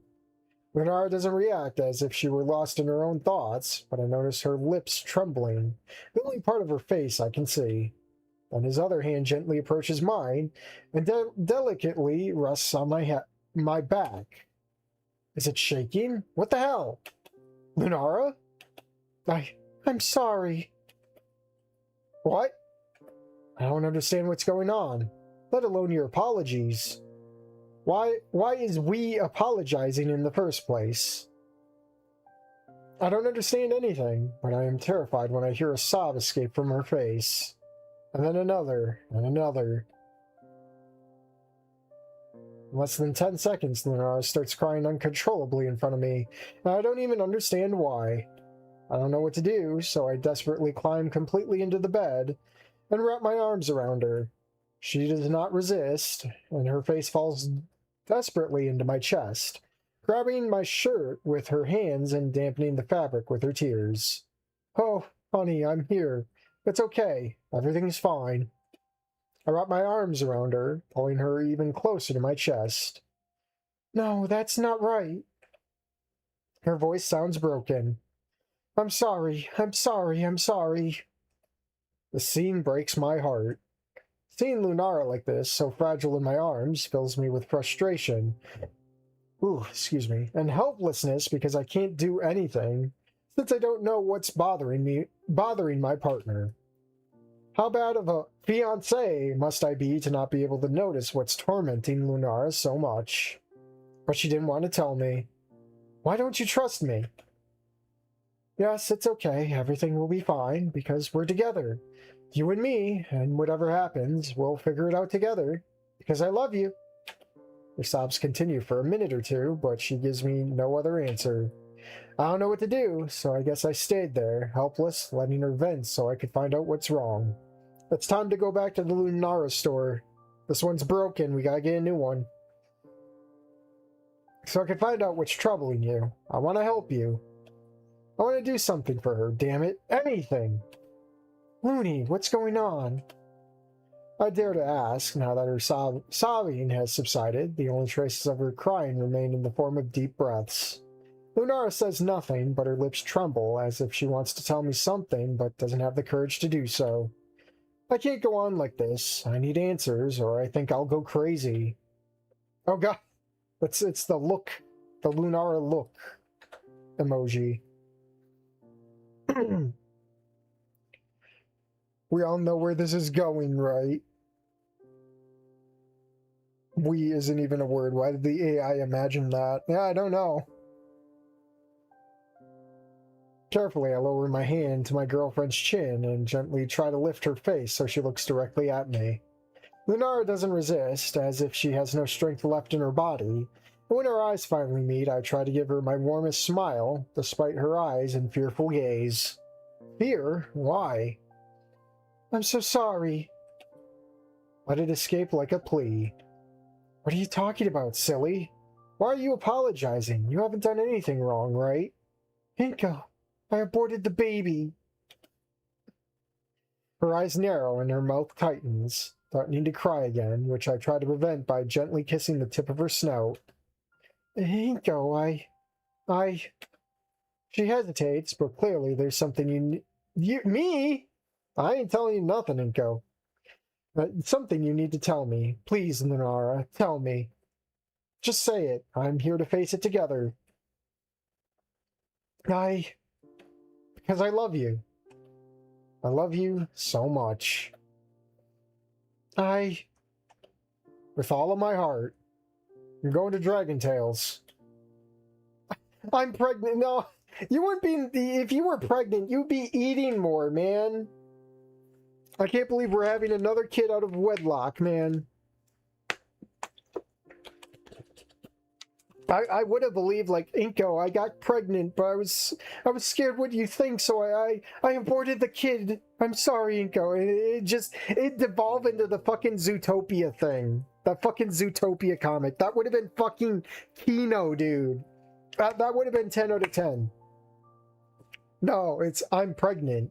If you were pregnant, you would be hungry. You would be gorging. I don't know. Maybe I don't know. Yes, the scene is a letdown. Right when the story was introducing some conflict, it doesn't do it. I was hoping for an abortion or something. But it would have been so much better. Because I know there's at least 2 different endings. And I think we already got one of those endings in the demo. Well, one of the fake endings, the one where like he's super mad or something. Her words are a whisper, but my mind received them as an announcement proclaimed to the 4 winds. My thoughts freeze, my eyes widen, my breath suddenly catches in my throat. A whirlwind of emotions wells up from deep within my body and overwhelms me with an overwhelming force. So much so that I can't even move a muscle. I'm a shock. I don't know what happened. I took my medication. I never stopped taking it, I'm sure. Oh no, she's on birth control. Oh no. I'm sure, but this happened and I don't know what, how. I'm sorry, I'm really sorry. Peace. Just peace. Everything falls into absolute silence when Lunara's words are suddenly cut off as she sees me throw myself at her in the warmest of embraces. My hands, my body, my head, everything moved beyond my control, and I wrapped myself around the girl in front of me, my forehead resting on his shoulder. I'm crying. I try to speak. I'm trying to express the feeling of this moment. The euphoria I'm experiencing feels like it's going to explode in my chest and leave a huge hole in its wake. I try to gesture words, but all that comes out of my mouth are meaningless sounds, more like those of a child who's just learning to speak than a 25-year-old adult. And in my arms, Lunara remained completely paralyzed. At this moment, despite my joy, I feel fragile. I feel like there is no strength left in my body. My hands are shaking because I feel so overwhelmed, and my breathing is a mess. Now it is I who wet the shoulder of Lunara's pajamas with my tears, and I truly have an urgent need not to let go of her. I'm happy. I'm extremely, extremely happy. The first coherent words I'm able to utter at this moment, when immediately I feel Lunara's body, previously tense as steel, relax in a way that makes me think she'll deflate in my arms. Her head fell heavily on my shoulders, and her hands finally returned my embrace, although they were so weak and trembling that I could barely feel them, but they were there. And so we remained for a long time, crying with joy, enjoying each other's company. And suddenly, the atmosphere felt lighter. That shortness of breath I felt when I entered the room had vanished, leaving me alone with Looney and the joy of my thoughts. Dad, I'm going to be a dad! I still can't believe it. Fuck you, Trent. Oh, what's Lunara's fan kid gonna be? Did we ever... seeing as Shido worked on this, you think Shido would have fucking came up with it?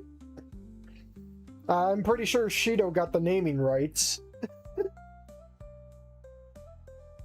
I lift my head slightly.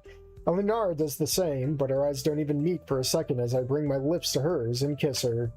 A kiss that somehow, I hope, will let you know how excited and happy I am about this news. Damn it, Inko, keep it down. I can hear you kissing from the next room. I didn't need to know that. Sorry for not telling you sooner. Since Tuesday? She nods her head. Silly Raptor, you had me really worried, and now you've made me the happiest man in the world. Inky. I feel Lunara's power over me, and I'm unable to resist. My back falls into the mattress, and soon my girl throws herself on top of me, demanding a big kiss from my mouth, passionate and full of love, of understanding. There is no lust whatsoever, only a very deep feeling of unity, of connection. The end. Why didn't you tell me before? I asked with genuine concern. I was afraid. Afraid? Yes, I was afraid you wouldn't take the news well. That you would... Shh, don't say it. I know what you mean, and I won't let you do that. I would never do that. We're in this together, Looney. You, me, and that child you're carrying in your womb. We are a team, and we'll stick together. Always. Her response comes in the form of another passionate kiss, which I accept with affection and love. However, we both remain lying down after that, too tired and overwhelmed with emotions. I lay on the bed, still wearing my work clothes. Lunara lay on my chest, still in her pajamas, wrapping us both in the sheets. I feel a little warm, but I'm not complaining as I gently stroke her hair. It's as if she can finally rest after all these days. However, now that I have a moment to think things through, something inside me has surfaced, and it terrifies me in a way I never thought it would. Looney. My voice is a fearful whisper. Yes? She responds with the melodious voice of an angel, which somehow manages to calm me down considerably. I'm scared. At my words, the Bambi raptor lifts its head from my chest and looks at me with a confused expression. Scared? Why? I have my doubts, but I can keep this to myself.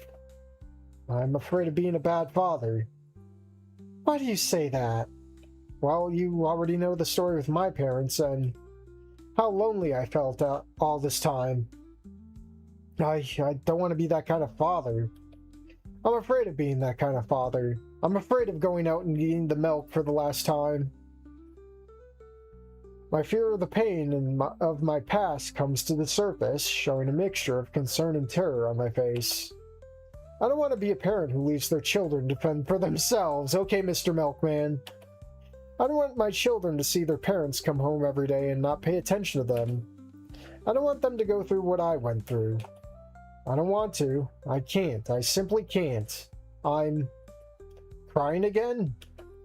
The flow of my self-destructive thoughts is disrupted when Lunara's soft lips fall upon mine once more. It was a small kiss, but enough to bring me back to reality. To remind me of who I am, not who I was. What I have, not what I had. To those who are by my side, not to those who never were. You can see Olivia looking in from the window.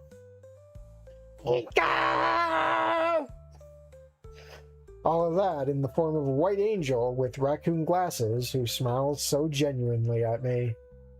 You'll be a great father, Inko Genito. Wasn't it Ink? Or no, that was Anon. Never mind. Inko Genito. Because you are affectionate, kind, and good-hearted. You are you and no one else. And I know you'll be the best father in the world. And I will always be with you to remind you of that. Your words restore the confidence I had lost, but you're right. I'm always right. I am not my parents. And I will not allow my children to go through what I went through. I will take care of that personally, by forcing Lunara to have Oh. Most importantly, Lunara and I were in this together, both trying to be the best versions of ourselves. Oh no. Oh no, she's having a Taco Tuesday moment!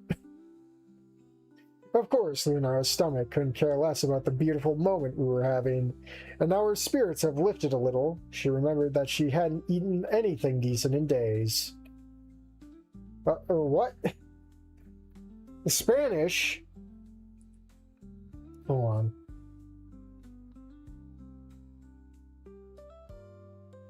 Sorry, hee. She said sadly. Well, I brought some ramen from Mr. Wu. I thought it might cheer you up. Oh, my love. She says playfully before kissing me on the lips again. By the way, I may have spoken to your mother, and they may be coming tomorrow to see you. Surprise! Did you talk to Mom? Why? Well, I didn't know what was wrong with you, so I tried to find help. I see. I suppose I should also apologize to them, and to Taria and Judy for making them worry about me. And speaking of apologies and news, how do we say it? Lunara's already pale face turns even paler. Oh my god! Sight, tomorrow will be a very interesting day. It will be a beautiful future. The end. Oh. Oh, is this sad music? Uh-oh. Yes, why are they taking so long? Did they get hit by truck, Coon? We're going to be late again. Oh God, what is this fit? Oh. By Jesus Raptor, it's the same every time we have to go out. I check my phone, only to get a pleasant surprise that there are barely 15 minutes left until 10. Great, there's no way we're getting there early now. Not with all this damn traffic at this time of the morning.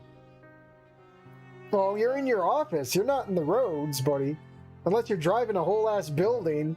Are we driving buildings of the future now?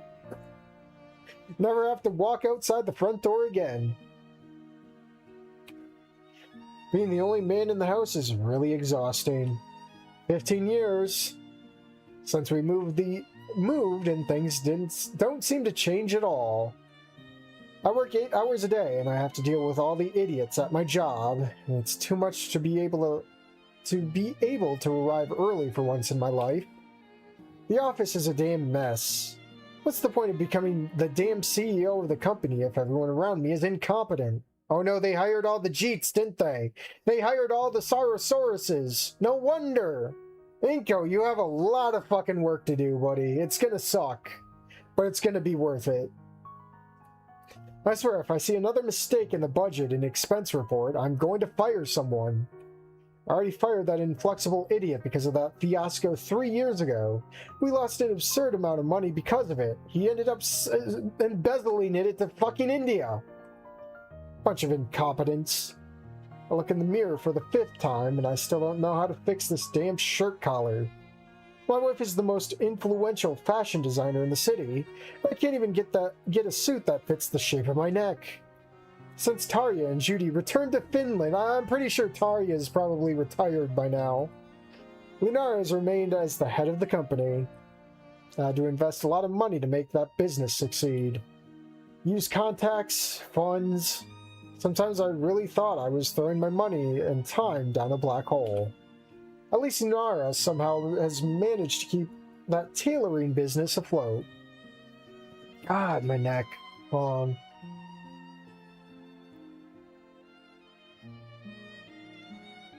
Ugh. Inko's pregnant boyfriend. Lunara was retarded, obviously. Oh no.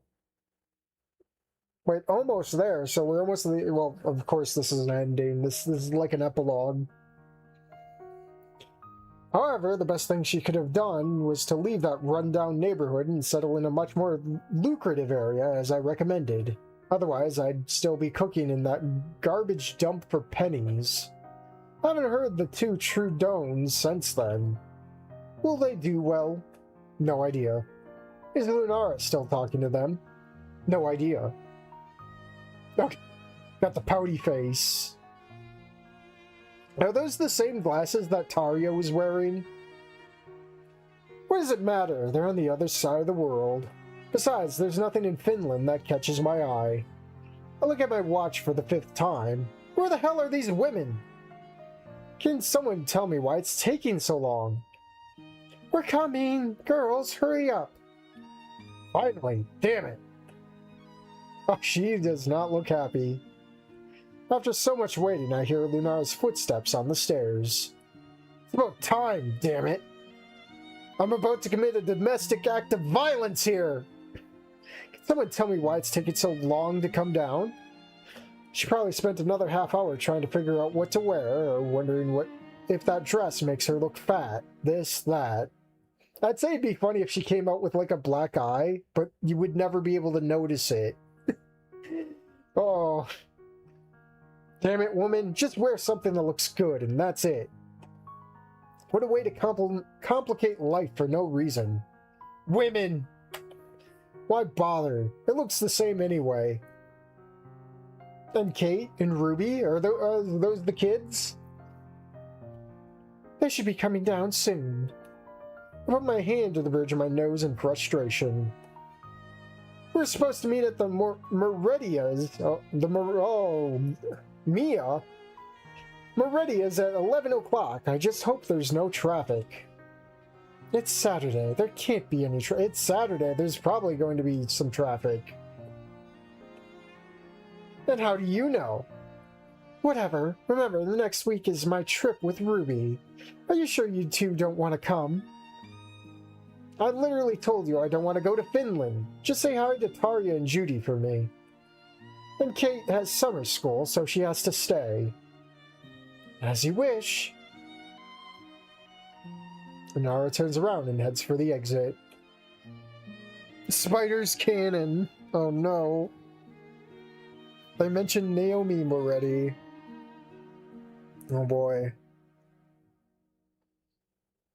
I just don't ever see ending to Olivia ever changing. I wonder if we'll bump into her. That'd be hilarious. Or like find a newspaper, it's her obituary or something. Good. One less to go. Now there are 2 left. Are we gonna see like sprites for these kids? Kate, Ruby, just finish it already. We're going! I hope so. Oh Lord. Oh Lord, what in the fucking Lucio is this? Oh Lucio, what did they do to you? My God. I got the feeling, guys. I don't think Inko's the father. I don't think Inko's the father.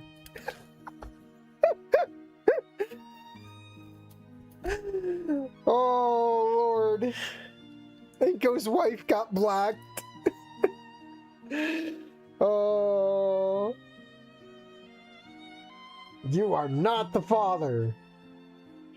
I hear footsteps coming down the stairs, and finally my 2 daughters deign to appear.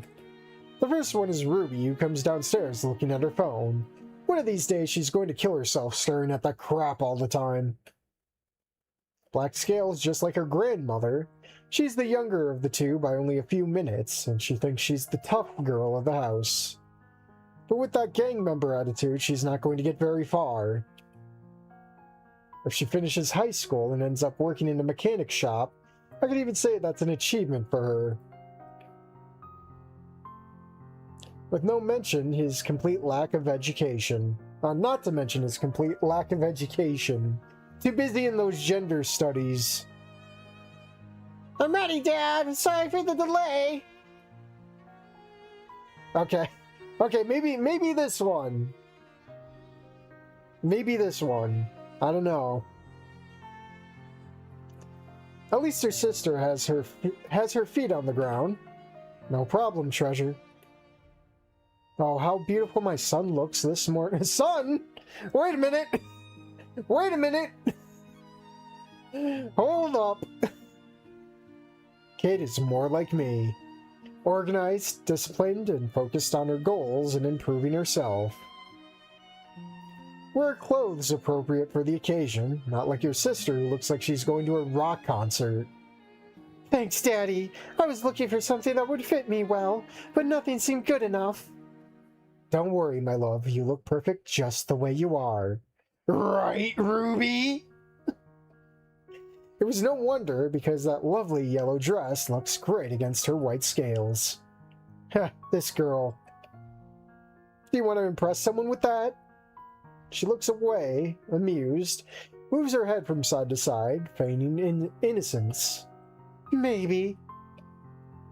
Yeah, okay. Oh wait, no, it's Inko. Yeah, okay, let's go. We want to keep the Morettis waiting. This girl doesn't miss a thing. Under other circumstances, I'd be very happy about my daughter being interested in a boy. Wait. Is she going for Jack? Or, not Jack, who is it? Fuck, I don't know the fan kids. Wasn't it Caden? Oh, it's Mia. Mia and Nazer's son. Don't they have a son? Isn't it Tommy? Oh no, it's gonna be Tommy, isn't it? No, it wouldn't be Caden. Caden's Mia.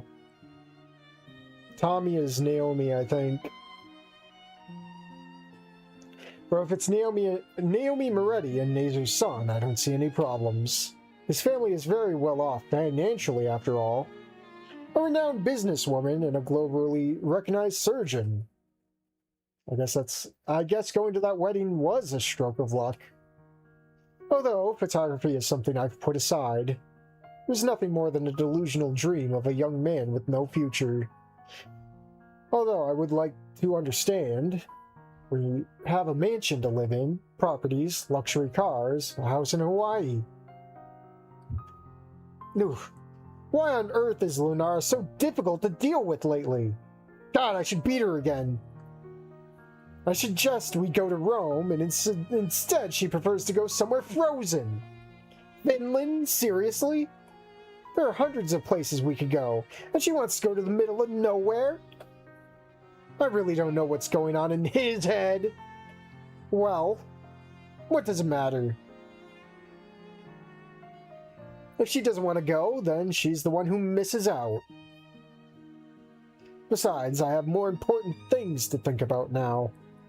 If everything goes well, I'll be able to make a lot of money doing business with the Moretti family. That's all that matters now. No senseless whims. Ending 2. Resentful. We don't even get to see Tommy. Okay. I'll see how it is. Ripperoni.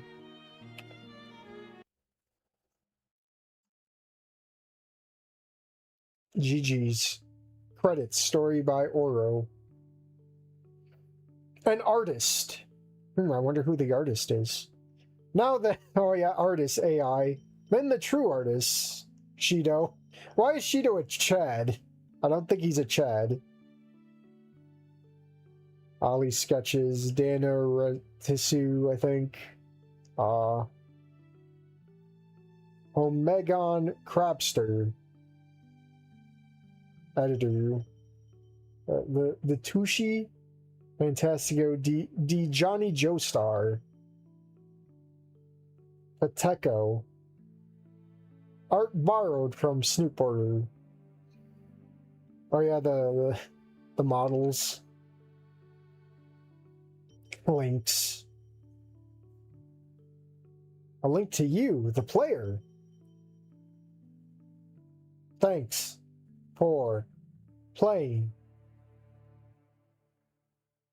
GG. And we are, well, nearly. I think we'd have 10 minutes more, but I think we can save the rest for tomorrow. I think we can fit the next ending in tomorrow's stream. Danny Norista is the guy that did the ramen suji, yeah.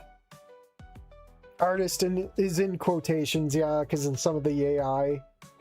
Honestly, I don't really give too much of a crap about AI. If you gotta do what you gotta do sometimes, you know. I mean, as long as if you get like a good following behind it, you could probably get some real artists to work on it. I don't know. He probably sells drugs. What, Inko? The other Indian, I'm sure, has the Damien and Liz wedding, correct? Yeah, I remember seeing that shit. Like, there was like a grown-up, Vinny. I think it was this mod. You know, why haven't we seen this scene yet? The main menu, we don't have a scene like this, I just realized. Unless it's in the other ending. Oh, my fucking neck. Special thanks to Spider, Goyd, Clocker Maker, and all the other degenerates.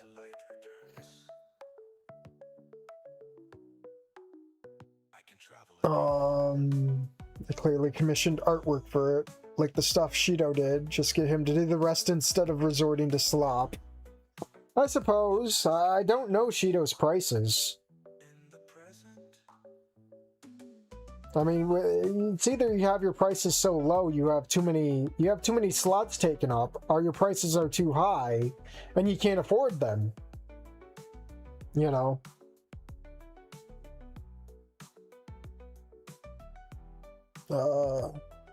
It's not. Also, who the fuck is Abraham based off of? What? Abraham? When did Abraham get involved? Oh, here, I'm gonna...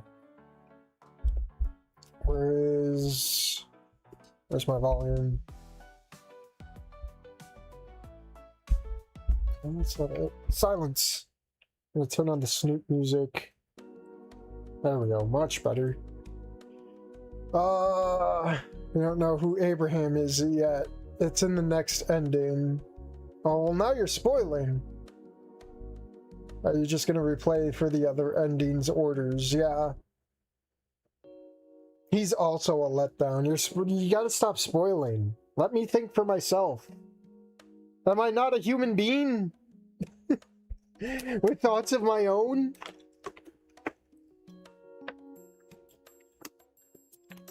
You dirty NPCs trying to program me. It'll never happen. So, as far as I know, we had the first ending in the demo where I think, like, Inko gets, like, super scorned or whatever and just drives forever. And then we had this one, so I think there's only one more ending. Right?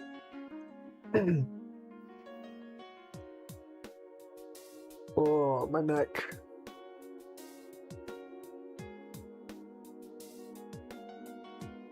I should probably just go get my neck brace at this point. Oh.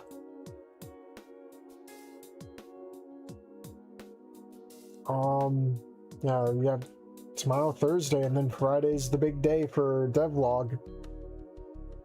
It'd be crazy. I'm wondering, I still don't have any confirmation if saves are compatible. If you played it on through download, if it'll be compatible on Steam. But if that's the case, I mean, I guess it wouldn't hurt to go through it again. Because there's probably a lot of assets that probably got touched up and shit. And we could always use a little refresher, right? It's been like, what, 8-9 months? I'll believe it when I see it. I bet they pushed the date back again. I said, I'm pretty sure because they put it so close.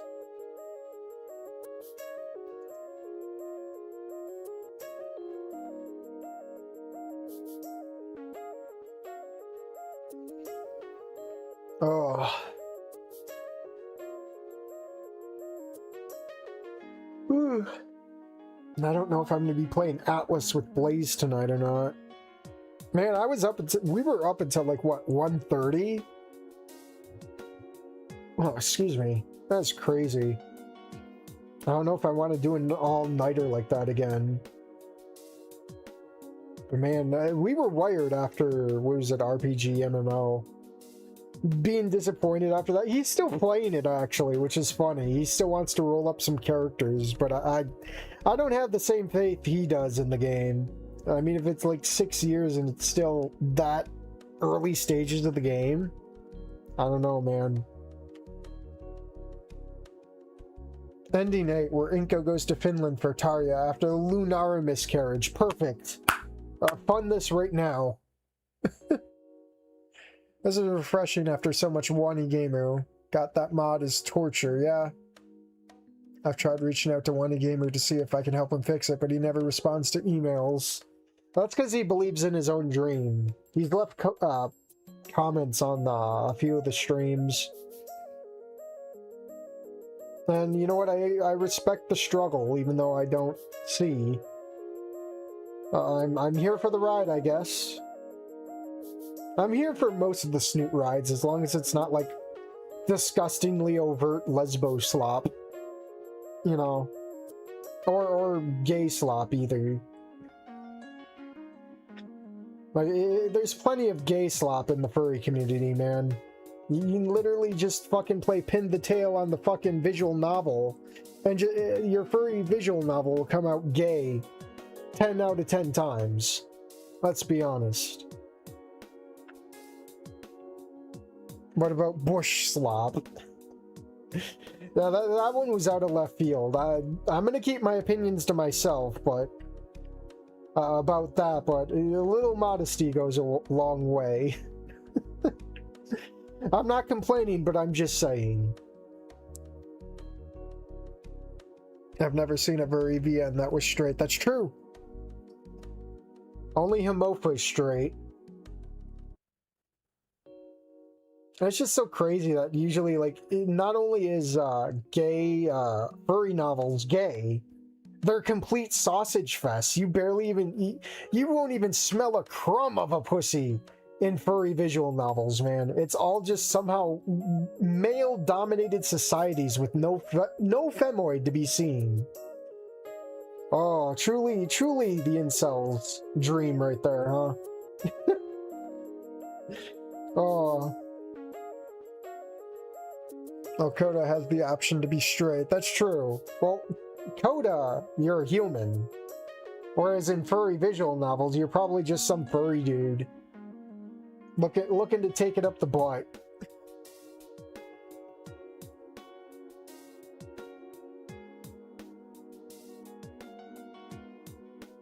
Yeah, I'll get the thumbnail together. We'll set up the stream for tomorrow. I don't know if I'm gonna do another stream tonight. My neck hurts like fucking hell, man. I might just stick on YouTube and just chill. I don't know. Super ambitious. Yeah, Coda is pretty ambitious. I'm still surprised it's actually still getting updates and all that.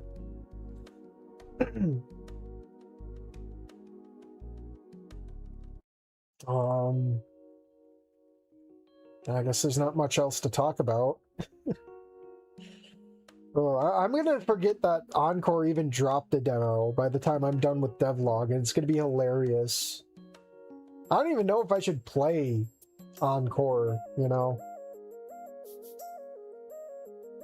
More retro MMO time. I'm not playing that. Brett is. We've done everything that there was to do in that game, at least for me. Brett wants to roll up more characters on his own time to level those guys up to 10 to get those, potentially get them ready if there's ever another update. A major update, really, not just patchwork. He has more faith in that game than mine. Yeah, that's sad. He liked Atlas, but I think he's just more infatuated for what nostalgia was. And nostalgia was pretty fun. It's just it's fucking dead. The official servers are down, I believe.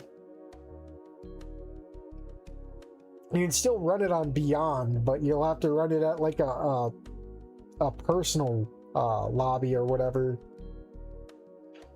And I don't know if I'm ready to... Well, I don't want to fucking make another Beyond account just for that. And then I'd have to buy Nostalgia again, which is bullshit. I think I'm already scored enough on that game, man. Doing some of the other options in Encore, it seems that might just shoehorn you into one ending, but I wouldn't put it past them. Now they'll give it the good old yellow paint, where no matter what your choices are, you can choose your ending. How did you think you performed today, dear player? Did you perform to ending 4 standards? Or did you fumble like ending 1 standards? You're free to choose. That'd be funny. Oh.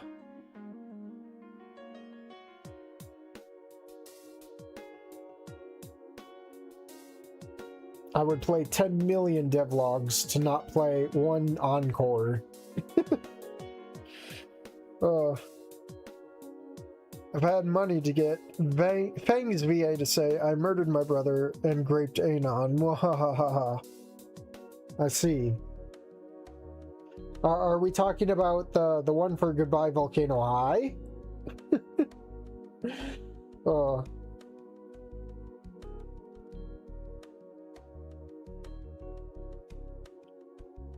My gosh, probably hop off and get my neck in order here.